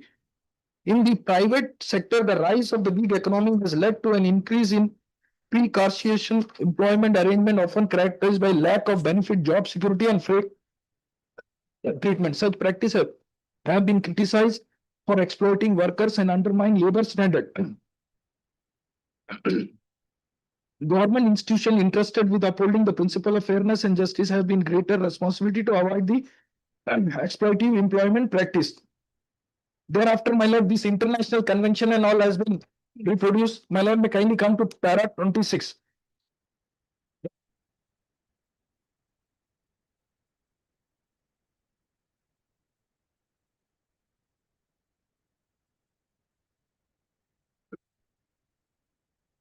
Page 61, man. While the judgment in Uma Devi sought to curtail the practice of backdoor entries and ensure appointment adhering to the constitutional principle, it is regrettable that its principles are often misinterpreted or misapplied to deny legitimate claims for long service serving employees. This judgment aimed to distinguish between irregular and irregular appointment. Yes, yes. Irregular appointment, it categorically irregular appointment who in sanction post and had served continuously for more than should be considered for regularization as a one-time measure. However, the laudable intent of the judgment is being subverted when institutions relying on its dicta to indiscriminately reject the claim of the employees, even in cases where their appointment are not illegal but merely lack adherence to procedure formality. Even government department often cite the judgment in Umati to argue that no vested right to regularization exists for temporary employees, overlooking the judgment explicit acknowledgement of cases where regularization is appropriate. This selective application distorts the judgment spirit and purpose, effectively weaponizing it against the employees who have rendered indispensable service over decades. In light of this consideration, in our opinion, it is imperative for government department to lead by example in providing fair and stable employment, engaging workers on a temporary basis for extending period, especially when their roles are integrated to the organization functioning, not only contravenes international labor standards, so and so the organization to legally challenge and undermine employees' morale. By ensuring fair employment practice, governing institute can reduce the burden of unnecessary litigation, promote job security, and so and so, so and so. My lord, last paragraph in my lord, so in view of that, page 64, the termination orders were set aside, my lord, and the court shall be taken back on duty and their service regular. However, the appellant shall not be entitled for any peculiar benefit back wages for the period they have not worked, but would be entitled to continuity of service for the said period, and the same would be counted for their post-retirement benefits. Now, my lord, thereafter, my lord, page 65 is again a judgment of the Supreme Court. Para 6, my lord, I will not repeat. Para 6, my lord, can you see? This is again on 4th February 2025 judgment, my lord. Page 68. Yes. It says it is rather unfortunate that this full compliance thereof is yet to be seen in the light of this. So the service of the 15 incumbent lecturer appointed year back are yet to be regularized because the Union Public Commission has declined to accede to the request of the Lieutenant Governor Puducherry, raising a plea that the UPSC would not be a party to any illegal appointment being regularized in service. Audacious indeed consider that an order of this court is subsisting till date. Thereafter, my lord, para 9, my lord, at page 69. This court also considered, my lord, the judgment of the Uma Devi, be that as it may be, neither the said 15 incumbent lecturer nor the respondents who suffer because of the internal squabble between the petitioner and the UP. The decision of Uma Devi as held in a recent judgment of Sripal, I will place Sripal also, my lord, cannot be used as a shield to justify exploitative engagement persisting for years without the employer undertaking legitimate recruitment process to deny relief of regularization. And thereafter, my lord, the court has directed regularization and all. Now, my lord, may kindly come to Sripal. It is also page 72 onwards. It's this judgment was passed on 31st January 2025. Paragraph. My lord, may kindly, my lord, here, para 3.1, if my lord sees, no formal appointment order was issued. If my lord sees last 4.9, no formal appointment order was even issued, my lord. In Sripal, Sripal, my lord, page Yes. 73.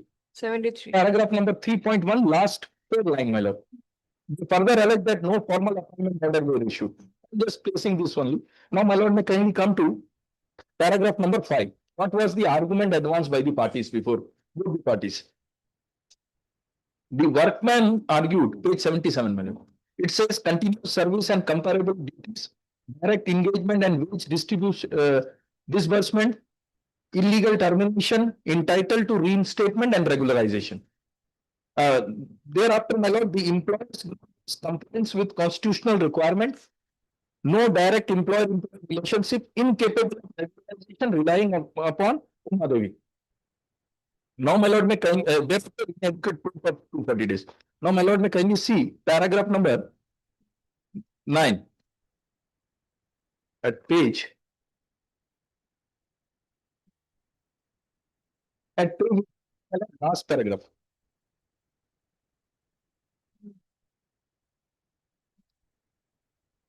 It says, my lord, on a plain reading of this section, we can deduce that any unilateral alteration in service condition, including termination, is impermissible during the pendency of such proceeding unless prior approval is obtained from the appropriate authority.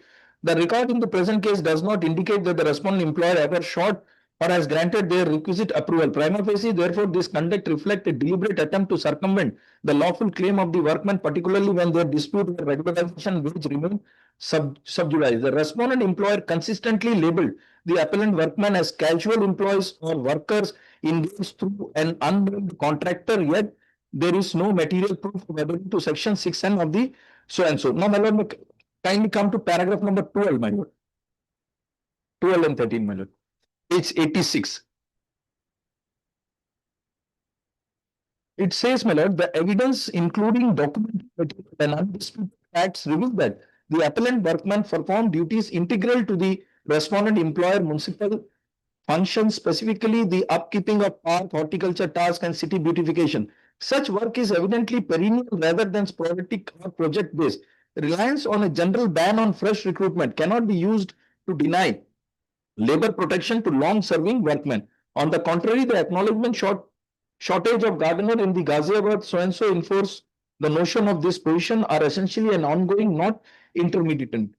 Para 13 says, my lord, by requiring the same task for plantation so-and-so from the appellant workman as from regular gardener, but still compensating them inadequate and inconsistently, the respondent employer has effectively engaged in an unfair labor practice. The principle of equal pay for equal work repeatedly emphasized by this court cannot be casually disregarded when workers have served for extended period in roles resembling those of permanent employees. Long-standing assignment under the employer direct supervision belief and any notion that this were mere short-term casual engagement. The respondent employer placed reliance on Uma Devi to contend that daily wages or temporary employer cannot claim permanent absorption in the absence of statutory rules provided such absorption. However, as frequently retrieved, Uma Devi itself distinguishes between appointments that are illegal and those are irregular. The latter being eligible for regularization if they meet certain condition. More importantly, Uma Devi cannot serve as a shield to justify exploitative engagement persisting for years without the employer undertaking legitimate recruitment. Given the record which shows no true contractor-based contractor-based arrangement and a consistent need for permanent horticulture staff, the alleged assessment ban of a fresh through real cannot be justified indefinitely, daily wages status or continue so and so. It is manifest that the appellant workmen continuously rendered their service over several years, sometimes spanning more than a decade. Even if certain muster rolls were not produced in full, the employers failure to publish such record despite direction to do so allow an adverse inference under law so and so so and so. Reading this square. And thereafter, my lord, this the court has directed reinstatement. If my lord sees para 18, page 92. The termination was held in illegal in clause 1. Clause 2 directed reinstatement with 50%.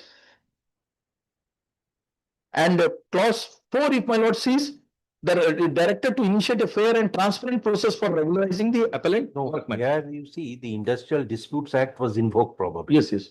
So, Yes, that was invoked. but in The issue is the. so the principle behind this is not given.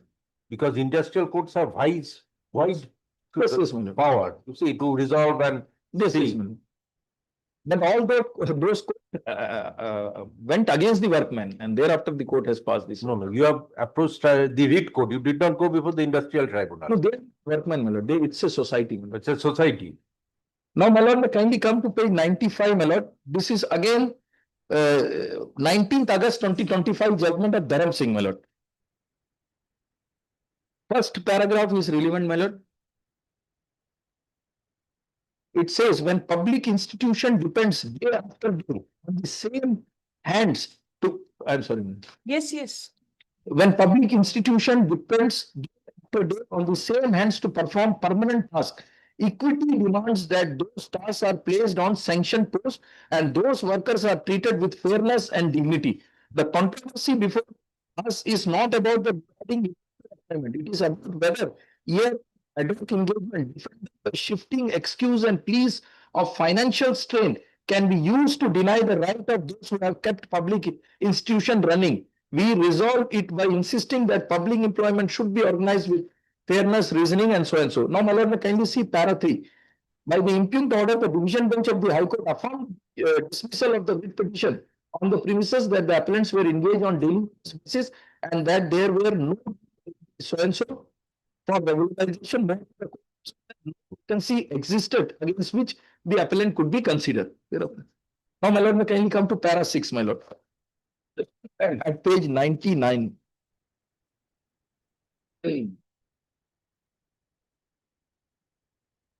It says, my lord, the question before page 99.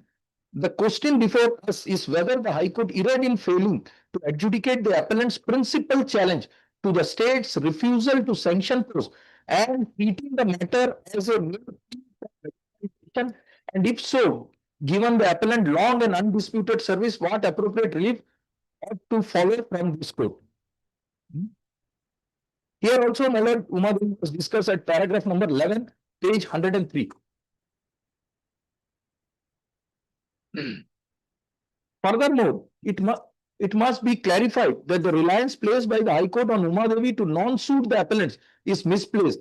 Unlike Uma Devi Supreme, the challenge before us is not an invitation to bypass the constitutional scheme of public employment. It is a challenge to the state's arbitrary refusal to sanction posts despite the employer need and decades of continuous reliance on the very workforce. On the other hand, Uma Devi draws a distinction between illegal and appointment and irregular appointment and does not endorse the perpetual or precarious employment where the work itself is permanent and the state has failed for years to put in its house in order. Recent judgment so and so has cautioned, has empathetically cautioned that cannot be deployed as a shield to justify exploiting terms so and so, so and so. 30. Thereafter, my lord, those judgments were relied upon. My lord, may kindly come to para 13, page 109, my lord.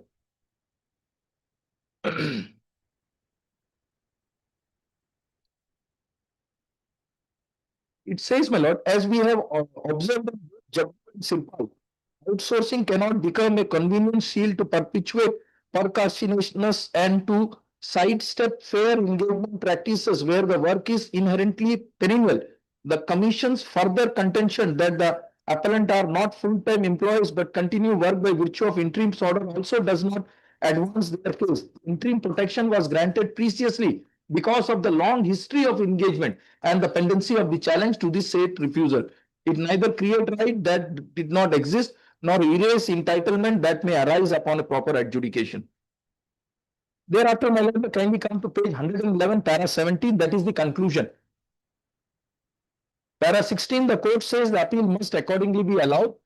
Before concluding, we think it necessary to recall that the state is not a mere market participant, but a constitutional employer. It cannot balance budgets on the back of those who perform the most basic and recurring public functions, where work recurs day after day and year after year. The establishment must reflect that reality in its sanctioned strength and engagement practices. The long-term extraction of regular labor under temporary labor courts, confidence in public administration and often the promise of equal protection.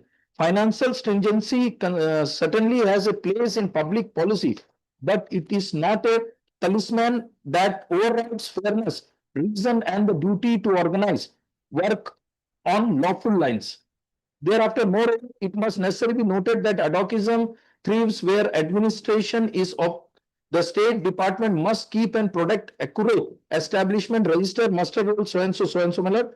Thereafter, having regard to the long undisturbed service of the appellant, the admitted perennial nature of these and the material indicating vacancies and comparable regularization, we issue the following: regularization and creation of supernumerary posts. Financial consequences and arrear, each appellant shall be paid arrears. Thereafter, retiral appellants who retired and are also protected.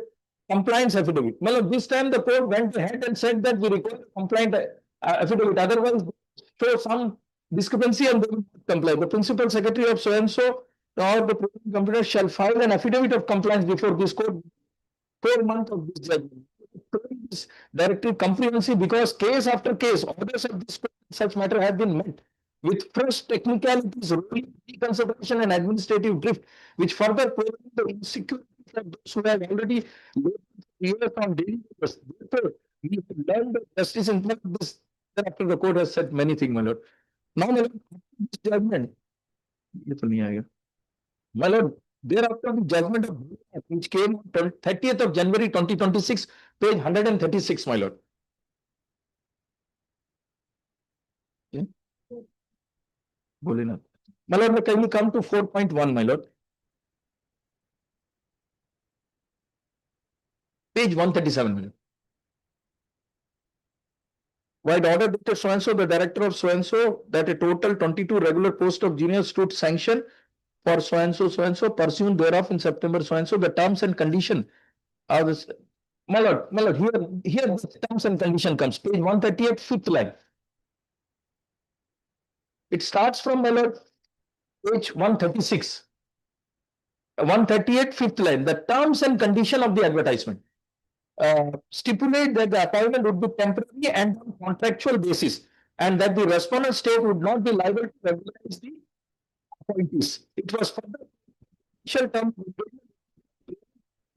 extendable subject to satisfactory performance, akin to, my lord, our case. Now, my lord, can you see 6.2, my lord?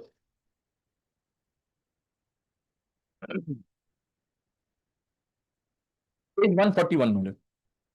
It says, my lord, the appellants have rendered service for a period exceeding a decade and are entitled to consideration for regularization in the light of the decision of so and so. Denial of such consideration while continuing to take advantage of their unequal bargaining position is contended to be contrary to the principle of equity and fairness and violation of the constitutional mandate to ensure dignity in public employment.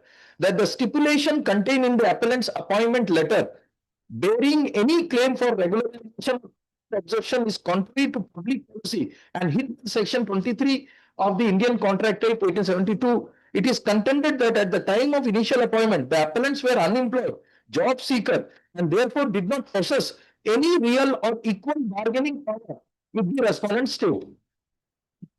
That the appellant were appointed against sanction and vacant posts and having worked for such posts for a period of nearly 10 years and are fit to be considered for regularization in accordance with so and so.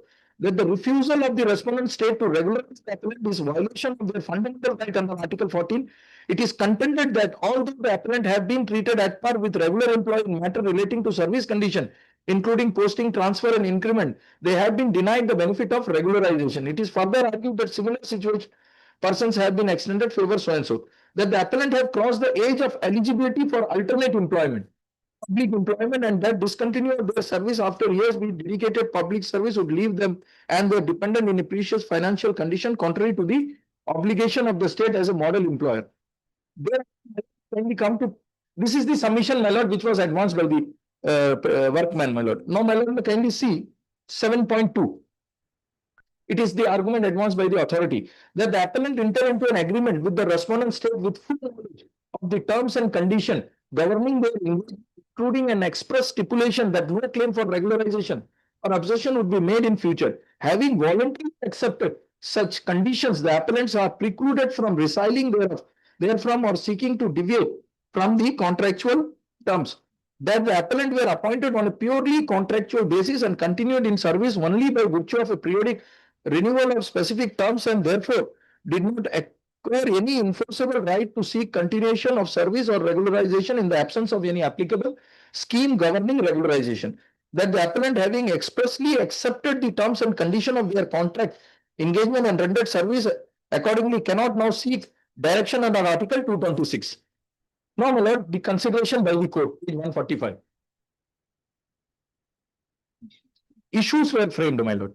Para 8, having heard senior counsel so and so, whether the judgment passed by the High Court and interference by this court, whether the inaction of the respondent state in not recognizing the appellant continuous service for the purpose of regularization is arbitrary and violative to Article 14.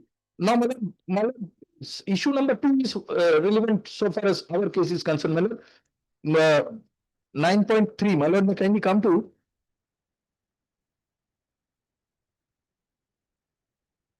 clause 9.3 at page 148.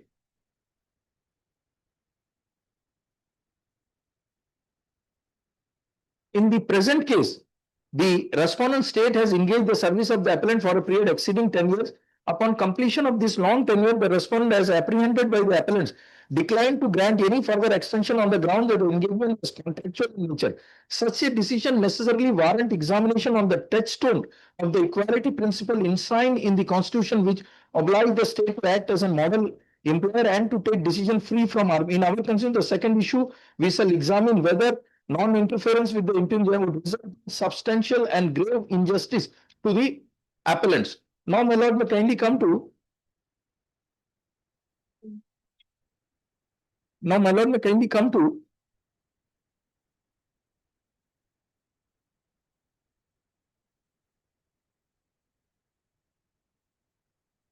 9.3, page 10, 9.3.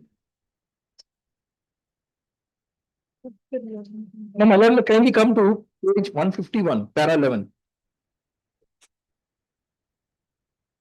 It says, at the outset, we find it necessary to express our disapproval of the manner in which the High Court has approved the present list. The controversy before the court was not one of a mere acquisition or implied waiver of right. The High Court, in our view, has proceeded on a mechanical application of precedents without engaging with the core constitutional issue involved, thereby reducing the dispute to one of acceptance of contractual terms diverse from its larger constitutional context.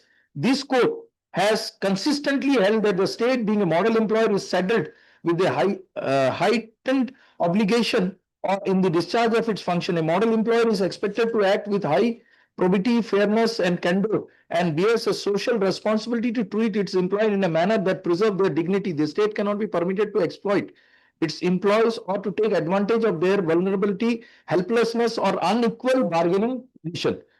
It is therefore so and so. No, my lord, 11.5, my lord. My lord, may kindly come to page 153. The consistent case of the appellant has been that the respondent state refused to grant regularization is arbitrary and therefore warrant judicial interference. Article 14 of the Constitution casts a negative obligation upon the state to treat that all person equally, and arbitrariness being antithetical to the equality principle is prescribed as violative to Article 14. The constitutional bench in the case of so and so long ago clarified the fundamental right guaranteed under the constitution are incapable of waiver. Consequently, if the action of the respondent state is found to be violative of Article 14 of the Constitution, the mere fact that the appellant engagement was governed by a contractual term and condition cannot be construed as a waiver of their fundamental right. Unconscionable agreement contract between lion and lamb. In thereafter, my lord, this judgment was also this court acknowledged the increased imbalance of the bargaining power and all, my lord. This is also relevant, but since it is quoted, my lord, kindly come to page 155, operative portion.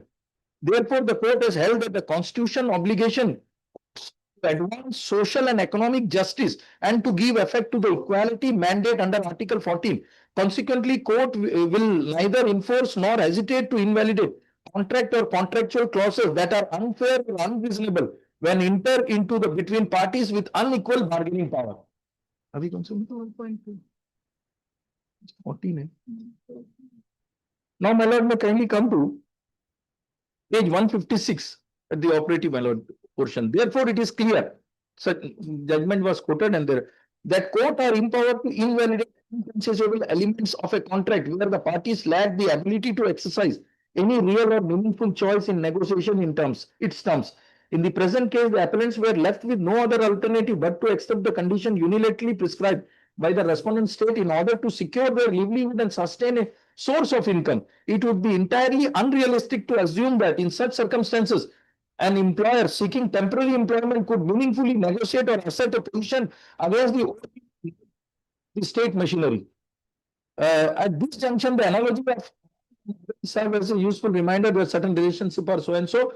A contract between the state and an employee stand on a similar footing. The state in such a relationship assume the role of a metaphorical lion endowed with authority, resources, and bargaining strength, whereas the employee who is yet an aspirant is reduced to the position of metaphorical lamb possessing little real negotiation power. To suggest parity between the two, the lion and the lamb would be ignored the stark imbalance of the definition, the relationship.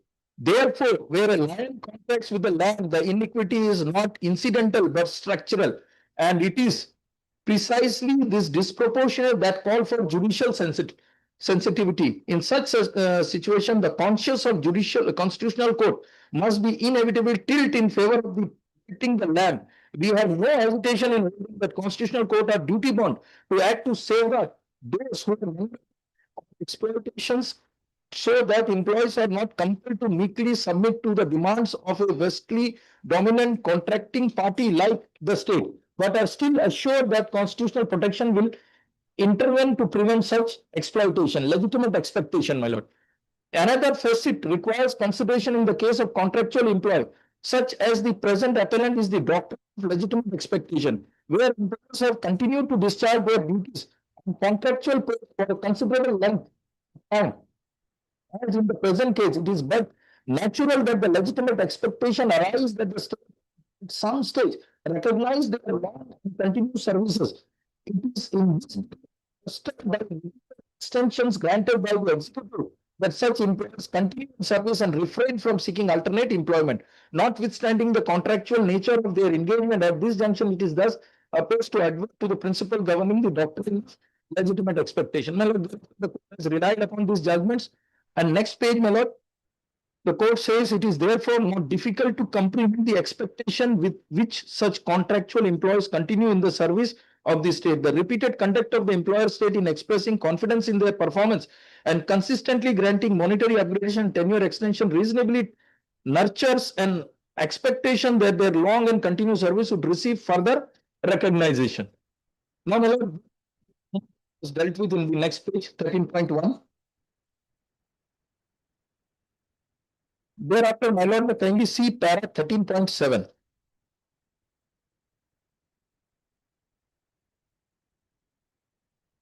Page 163. It says, so and so this court cautioned against the mechanical and blind reliance of Uma Devi, denying regulation to employ employees in absence of statutory law. It has held that Uma Devi cannot be employed as a shield to legitimate exploitation. Engagement continue for without undertaking regular. This court further clarified that Uma Devi itself draws a distinction. Well, a similar thing has been thereafter. My lord, may kindly come to 3.19. 13.9, 164. that state must remain conscious that part-time employees such as the appellant constitute an integral part of the edifice upon which the machinery of the state continues to function. They are not merely ancillary to the system, but form essential components thereof.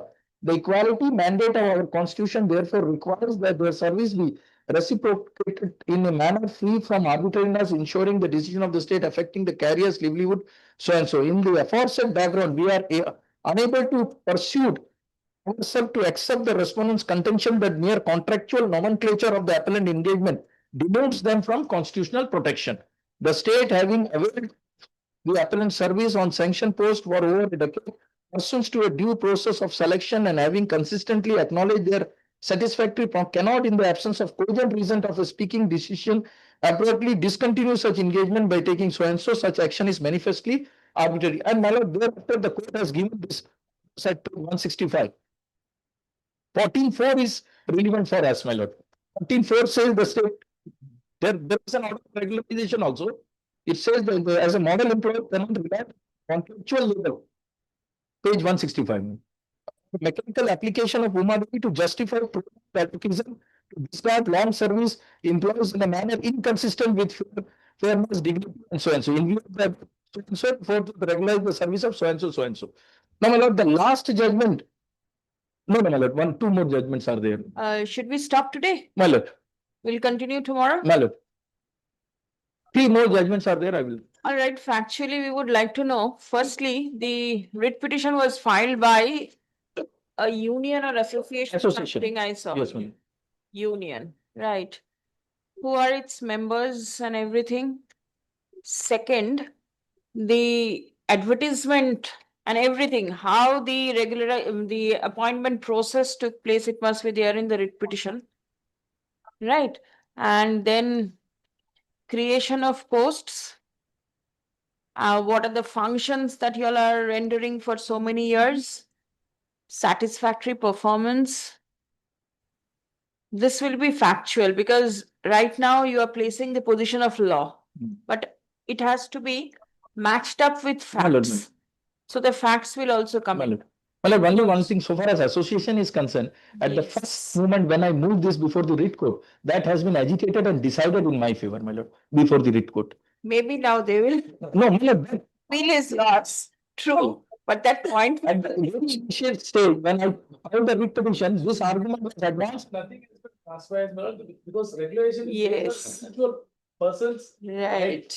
This code is also designed, government matter that it has to be designed based on individual person's performance. This and is their what I was. Performance is automatic. That's why you have renewed it for 11 years. That is what the Supreme Court has recorded. That there is no, my lord, they have not made out a case saying that the performance was Dissatisfactory performance, but she could not. yes, my She followed lord. it. That has been.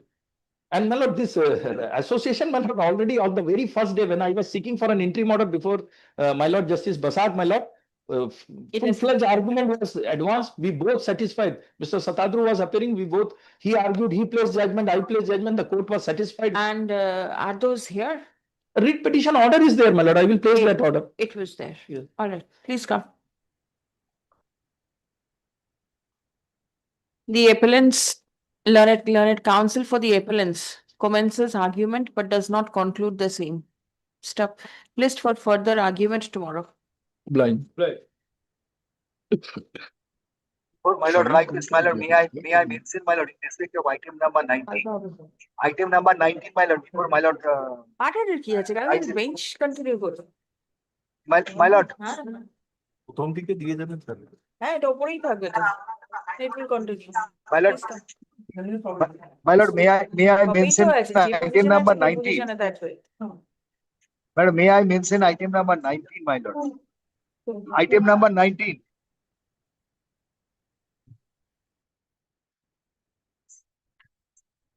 Chalo.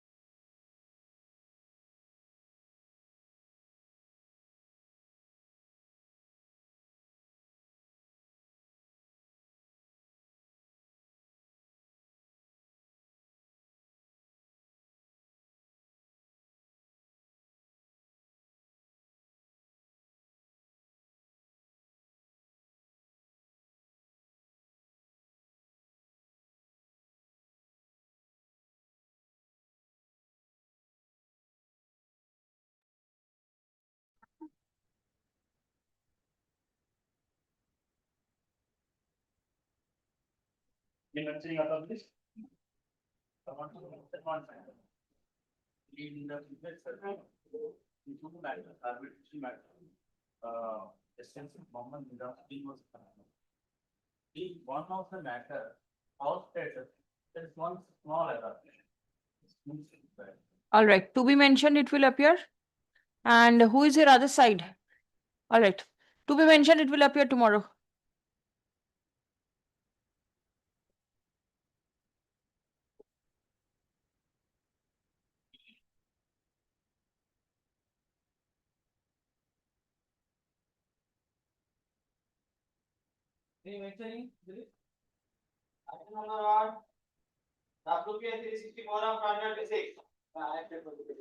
Service not accepted upon the response. Let the matter be postponed Monday. When did you file it? And why has service not been made? So the department is served it recently, 2 days back. Yes. There is 4 days to put there. Then All right, service is not complete. Stop, list the matter. Next Monday? It's 31st of August. Service in the meantime.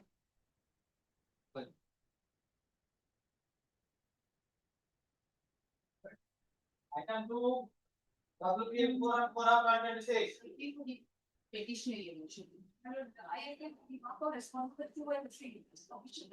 Who is one? Private Response has not been served with the copy. Thursday, we will, very short matter. Very But short. the service has to be made. Friday? Why did I have like? Because my study very nearby, you know, my appearance will be recorded on behalf of the official respondent. Yes, yes. Learned advocate for the petitioner submits that copy of the writ petition is yet to be served upon the private respondent. Stop. The official respondents have, however, been served. Stop. On the prayer of the learned advocate for the petitioner, list the matter on Friday, 28th August. Stop. Service in the meantime. Are you ready with instruction, official respondents? All right. Take instruction in the meantime. Item number 3. WPM for our content is information was given to the respondent, but I will appear on 25th. Service is completed, but it will not fix today, so tomorrow it will. Only not today. Only not. All right. Item 4. WPM for 30 of content is Service is not affected, let the matter be fixed on Friday. This Friday. All right, same order. Service is not complete. Friday. Item 5. WPM 343 of content is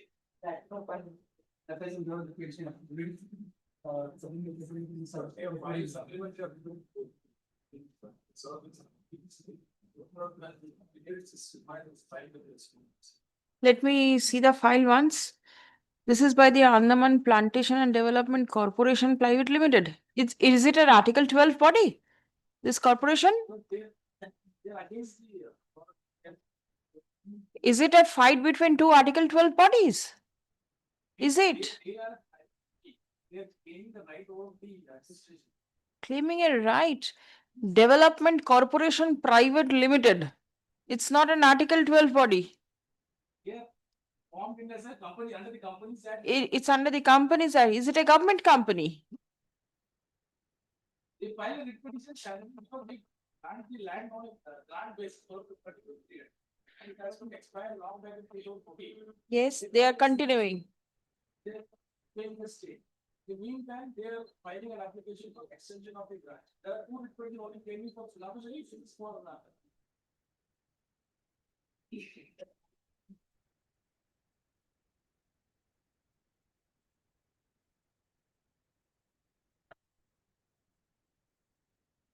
There was already a direction for filing affidavit. You didn't file it?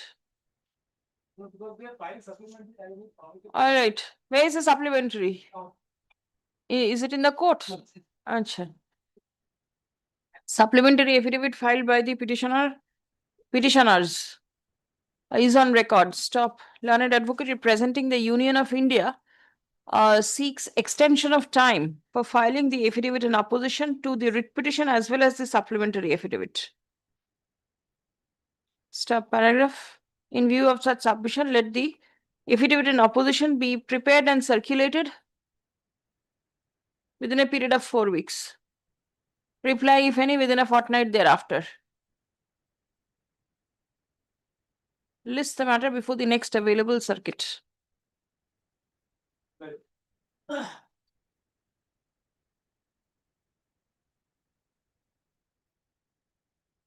Item number 6. WK 347 of 2026. With regard to renewal of bar license. This code was passed on to consider. This pass is continuing. When? The bank challenge. Is this the challenge in this matter? Writ petition.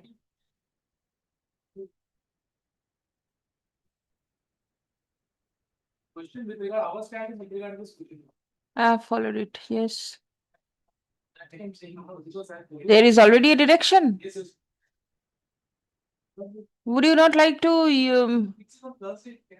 on the basis of the records that's available? I'll produce the record. I do fix on Thursday, I'm not moving them. All right, on the prayer of the learned advocate representing the respondents, list the matter on Thursday, 27th. Well, petitioner, you'll come ready for hearing. In case the records are there, then I'll hear out and finish it off. All right? So the affidavits can be dispensed with. Number 7, WPA 348 of 2026.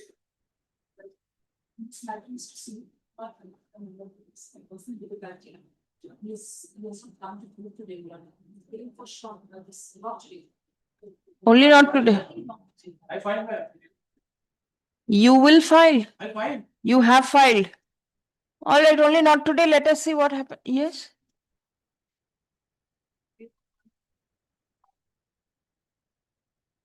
Let me see what is the order passed in the matter. এই মনোজ, এই টেবিলের উপর থেকে ফাইলগুলোকে একটু নিচে নামানো যাবে? আমি মুখ দেখতে পাচ্ছি না উকিল বাবুদের।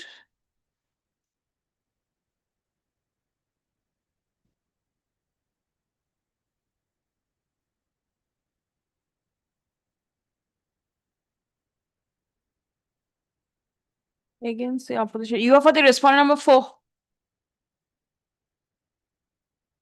You are for the petitioner. Yes. You are seeking extension of time for filing the reply. But see, I see on the last occasion also same prayer was made.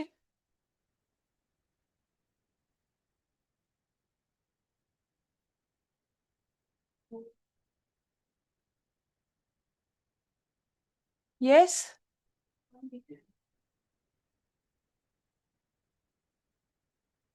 On behalf of 5, affidavit has been filed. behalf of 5. Here, who is it? Has been filed. Respondent number 4. Yes, 4 it has been filed and that is the reason time was given for filing the reply. You are for?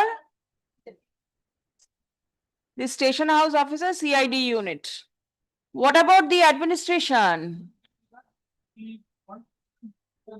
Because it's a tender. Because they have- All right. The tendering authority who is? The 3 is supporting. Because 3 is saying the tender has been voted to dismantle the board and he has to take back the notice.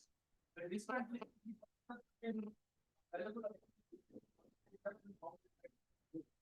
That case is saying that. I get it. Who would be the answering respondent? Who was who? 4. 4 is filed. So it is your reply that is to be filed. All right, on the prayer of the learned advocate representing the petitioner, seeking extension of time for filing the affidavit and reply. Comma, time is extended till 1 week. 31st of August for filing the affidavit in reply. Stuff. Release the matter on 1st September.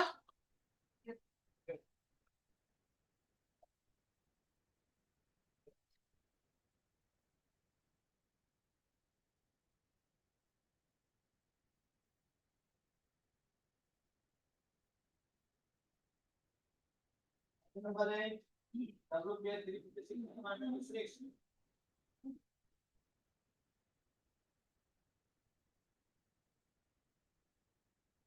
Nobody is present?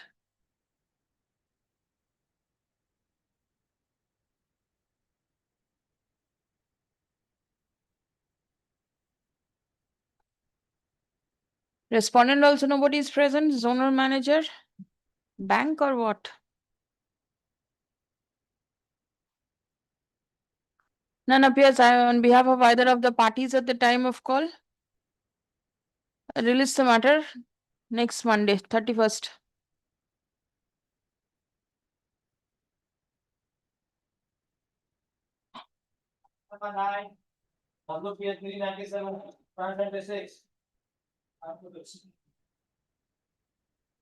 Where is the petitioner? Petitioner in person? Wait.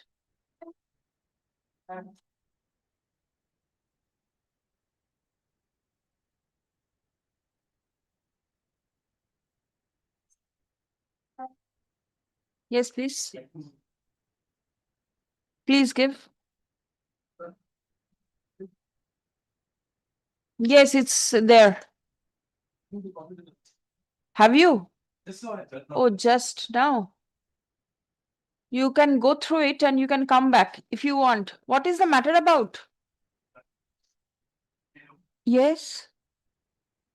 No, you just say what is there. You are not required to read out. What is it? Person means you are the person. You are the owner.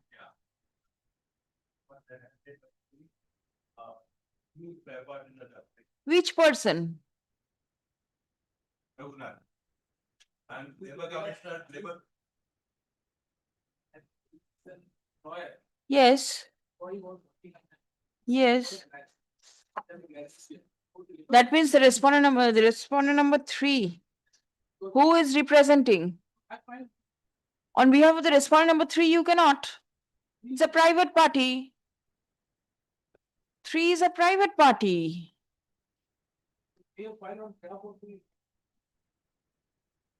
If it were an opposition view of the respondent number 3, are you?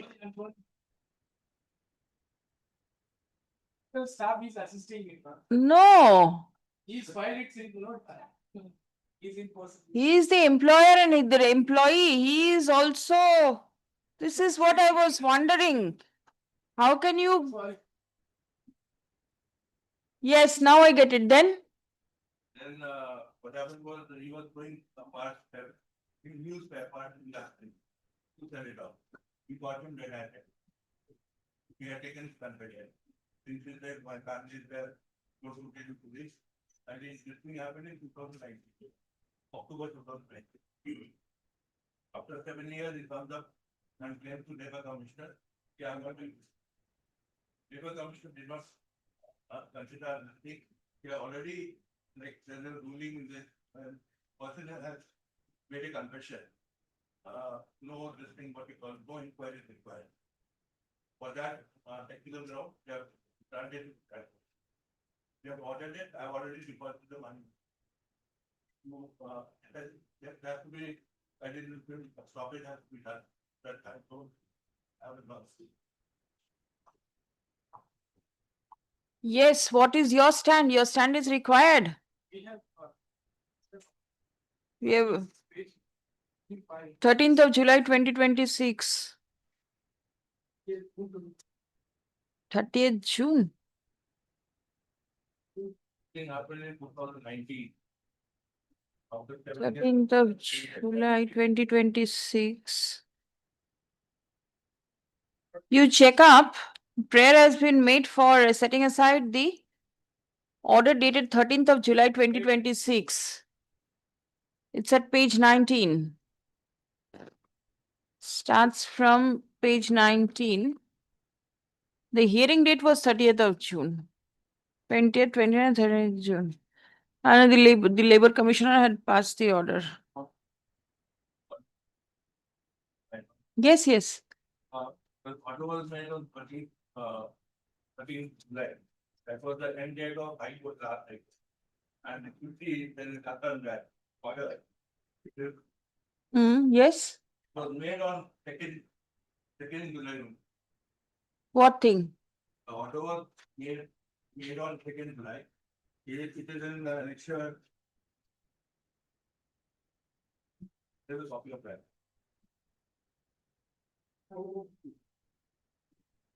Whatever you rely on is must be on record. It is on record. 13th of July 26 is there and 2nd of, Well, the final hearing was done on 30th June, yes, 5 o'clock evening. right. Second of July, they were already made the order. And they served me on 13th.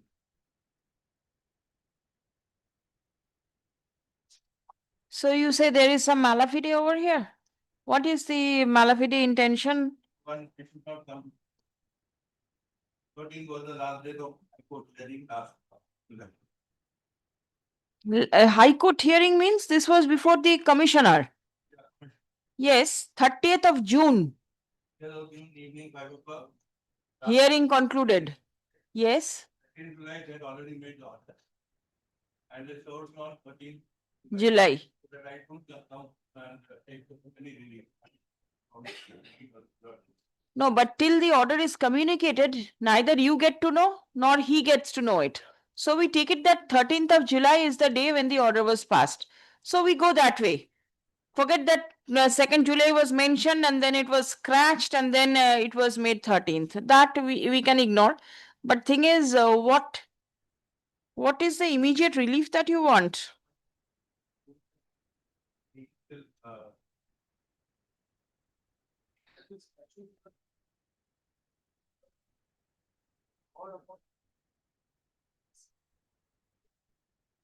There's already been deposited.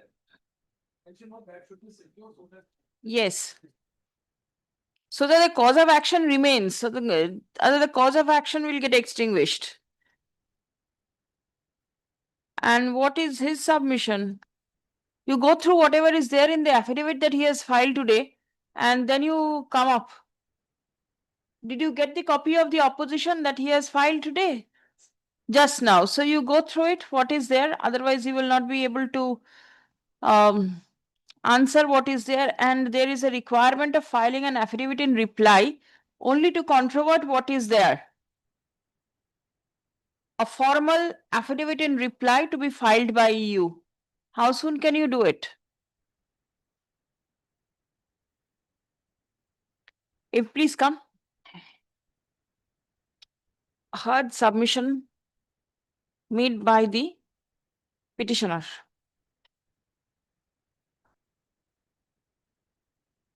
Stop. The petitioner number 1 and the respondent number 3 appears in person. Stop. Challenge is against the order passed by the appellate authority under the Payment of Gratuity Act, 1972. Stop.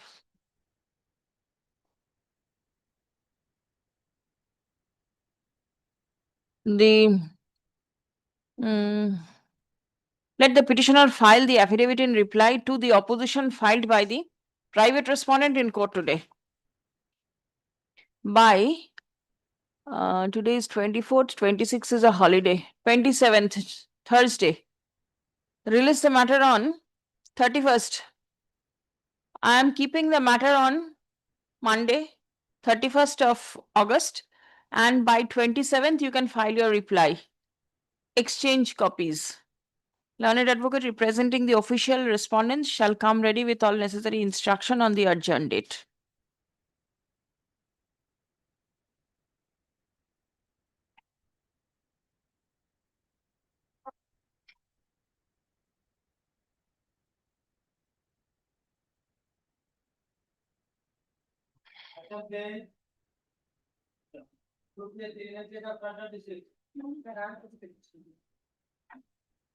Who is your other side?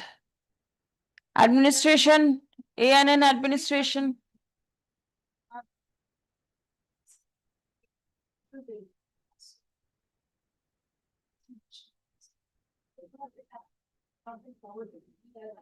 Receive the copy. Okay. When do I keep it? What is your prayer in the writ? By whom? Yes. Only execution of the registration. In the meantime, they have published in the paper for acquisition. In the meantime, but I have filed prior to that, and they have accepted that due to the lack of proper lack of original sale date, we couldn't do. That also I have within 7 days. I filed in the next day itself the same day. Now it is paid. They have accepted all those documents have annexed. Because they have accepted. You come back with instruction. All right, Monday. Your number. Your number. Altogether, 3 members are there. All right. All right. The proceeding initiated. All right. Paid. And that also they are saying, if I file the original sale date, they will execute it. I have filed it. Next day itself I filed it because I have purchased the same the Property. strategy, everything ready. But in Campbell Way, they will say file the draft copy. When the registration date will be provided on the particular date, you file the original. I have done. And there is, and you purchase it from a private owner, from the administration. Yes, the Stamp duty and everything. on the day when the when the application is made, on the same day I have purchased it. All right. On the prayer of the learned advocate representing the administration to revert with written instruction, comma, release the matter on 31st August.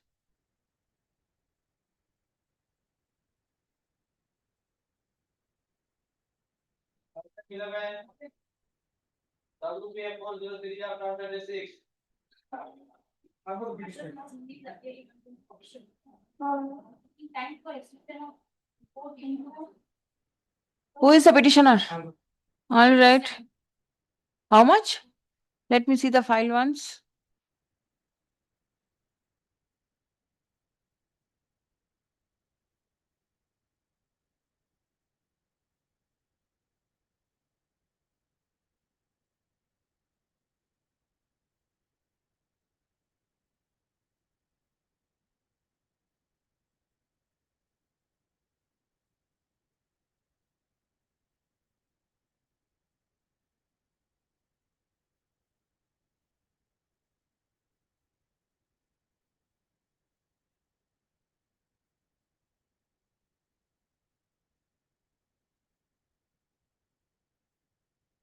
There is a direction for initiation of suo motu contempt proceedings. Then what is going on? I understand, but what steps have you taken? Order was passed in 2024. 3rd of October 2024. It should have been there in the meantime.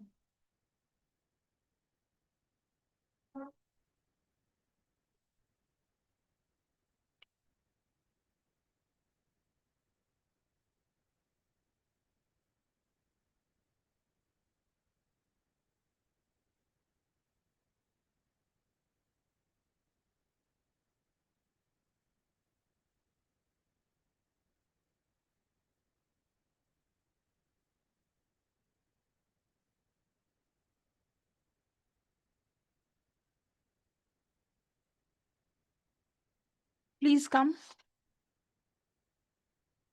Learned advocate representing the respondents official respondent seeks 4 weeks time for preparing the report. In terms of the order dated 7th August 2026. Stop paragraph. It appears that the matter relates to commencing proceeding under section 340 CRPC. Stop. The official respondents have found that the private party forged and interpolated revenue records Stop. Despite noticing the same and despite liberty granted to the administration to file appropriate application under section 340 CRPC, comma, steps have not been taken till date. Stop paragraph. Video order dated 7th August 2026, comma, the court made it clear that in the event the court is not satisfied with the affidavit, comma, suo motu contempt proceedings may be initiated. Stop. The affidavit has not been filed till date. Stop. A paragraph, a peremptory chance is granted to the official respondents for filing the affidavit. Stop. Relist the matter for further consideration in the circuit of November 2026. Stop. Affidavit shall be made ready and circulated by 30th of September 2026. All right. 4 weeks, more than 4 weeks time.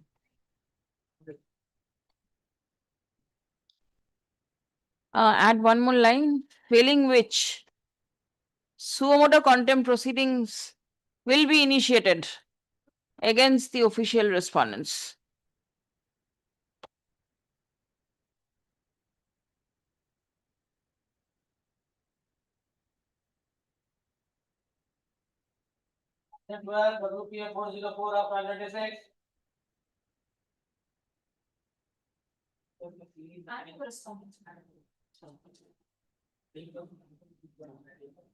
Friday? Why? Yes. I think I've already started proceeding. Fixing a time limit within which the demarcation can be concluded.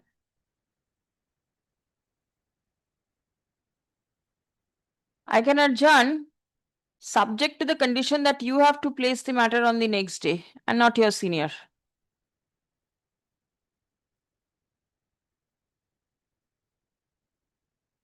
All right.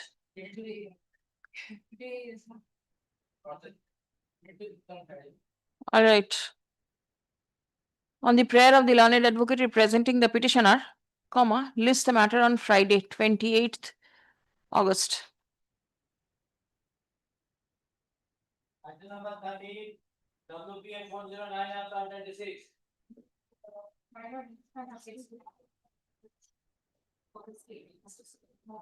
He has not come today. Only not today? Why?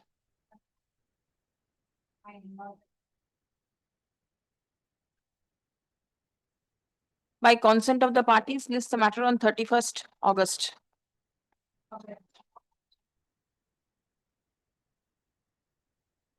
Item 40. WPN 409/26. Same for demarcation. All right. Same order as item 13. 12. Same order as 2. All right. Next also same. No, next is different. Item 50. No, I will see the equity.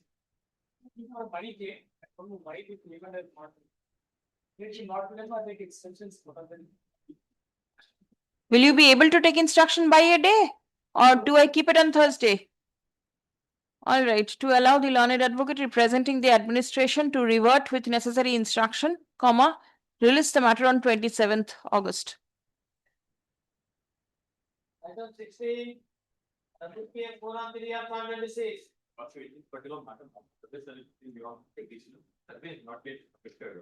Why? Land pertaining to camel there, yeah, served it, but we have not received any delivery code to.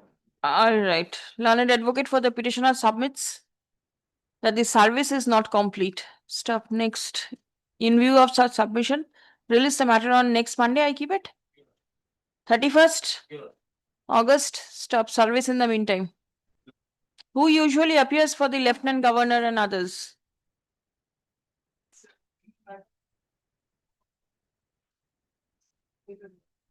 I do not know what the matter is about.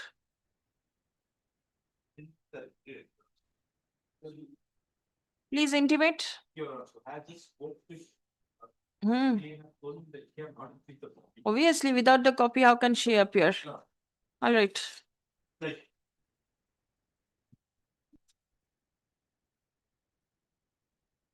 Pen drive.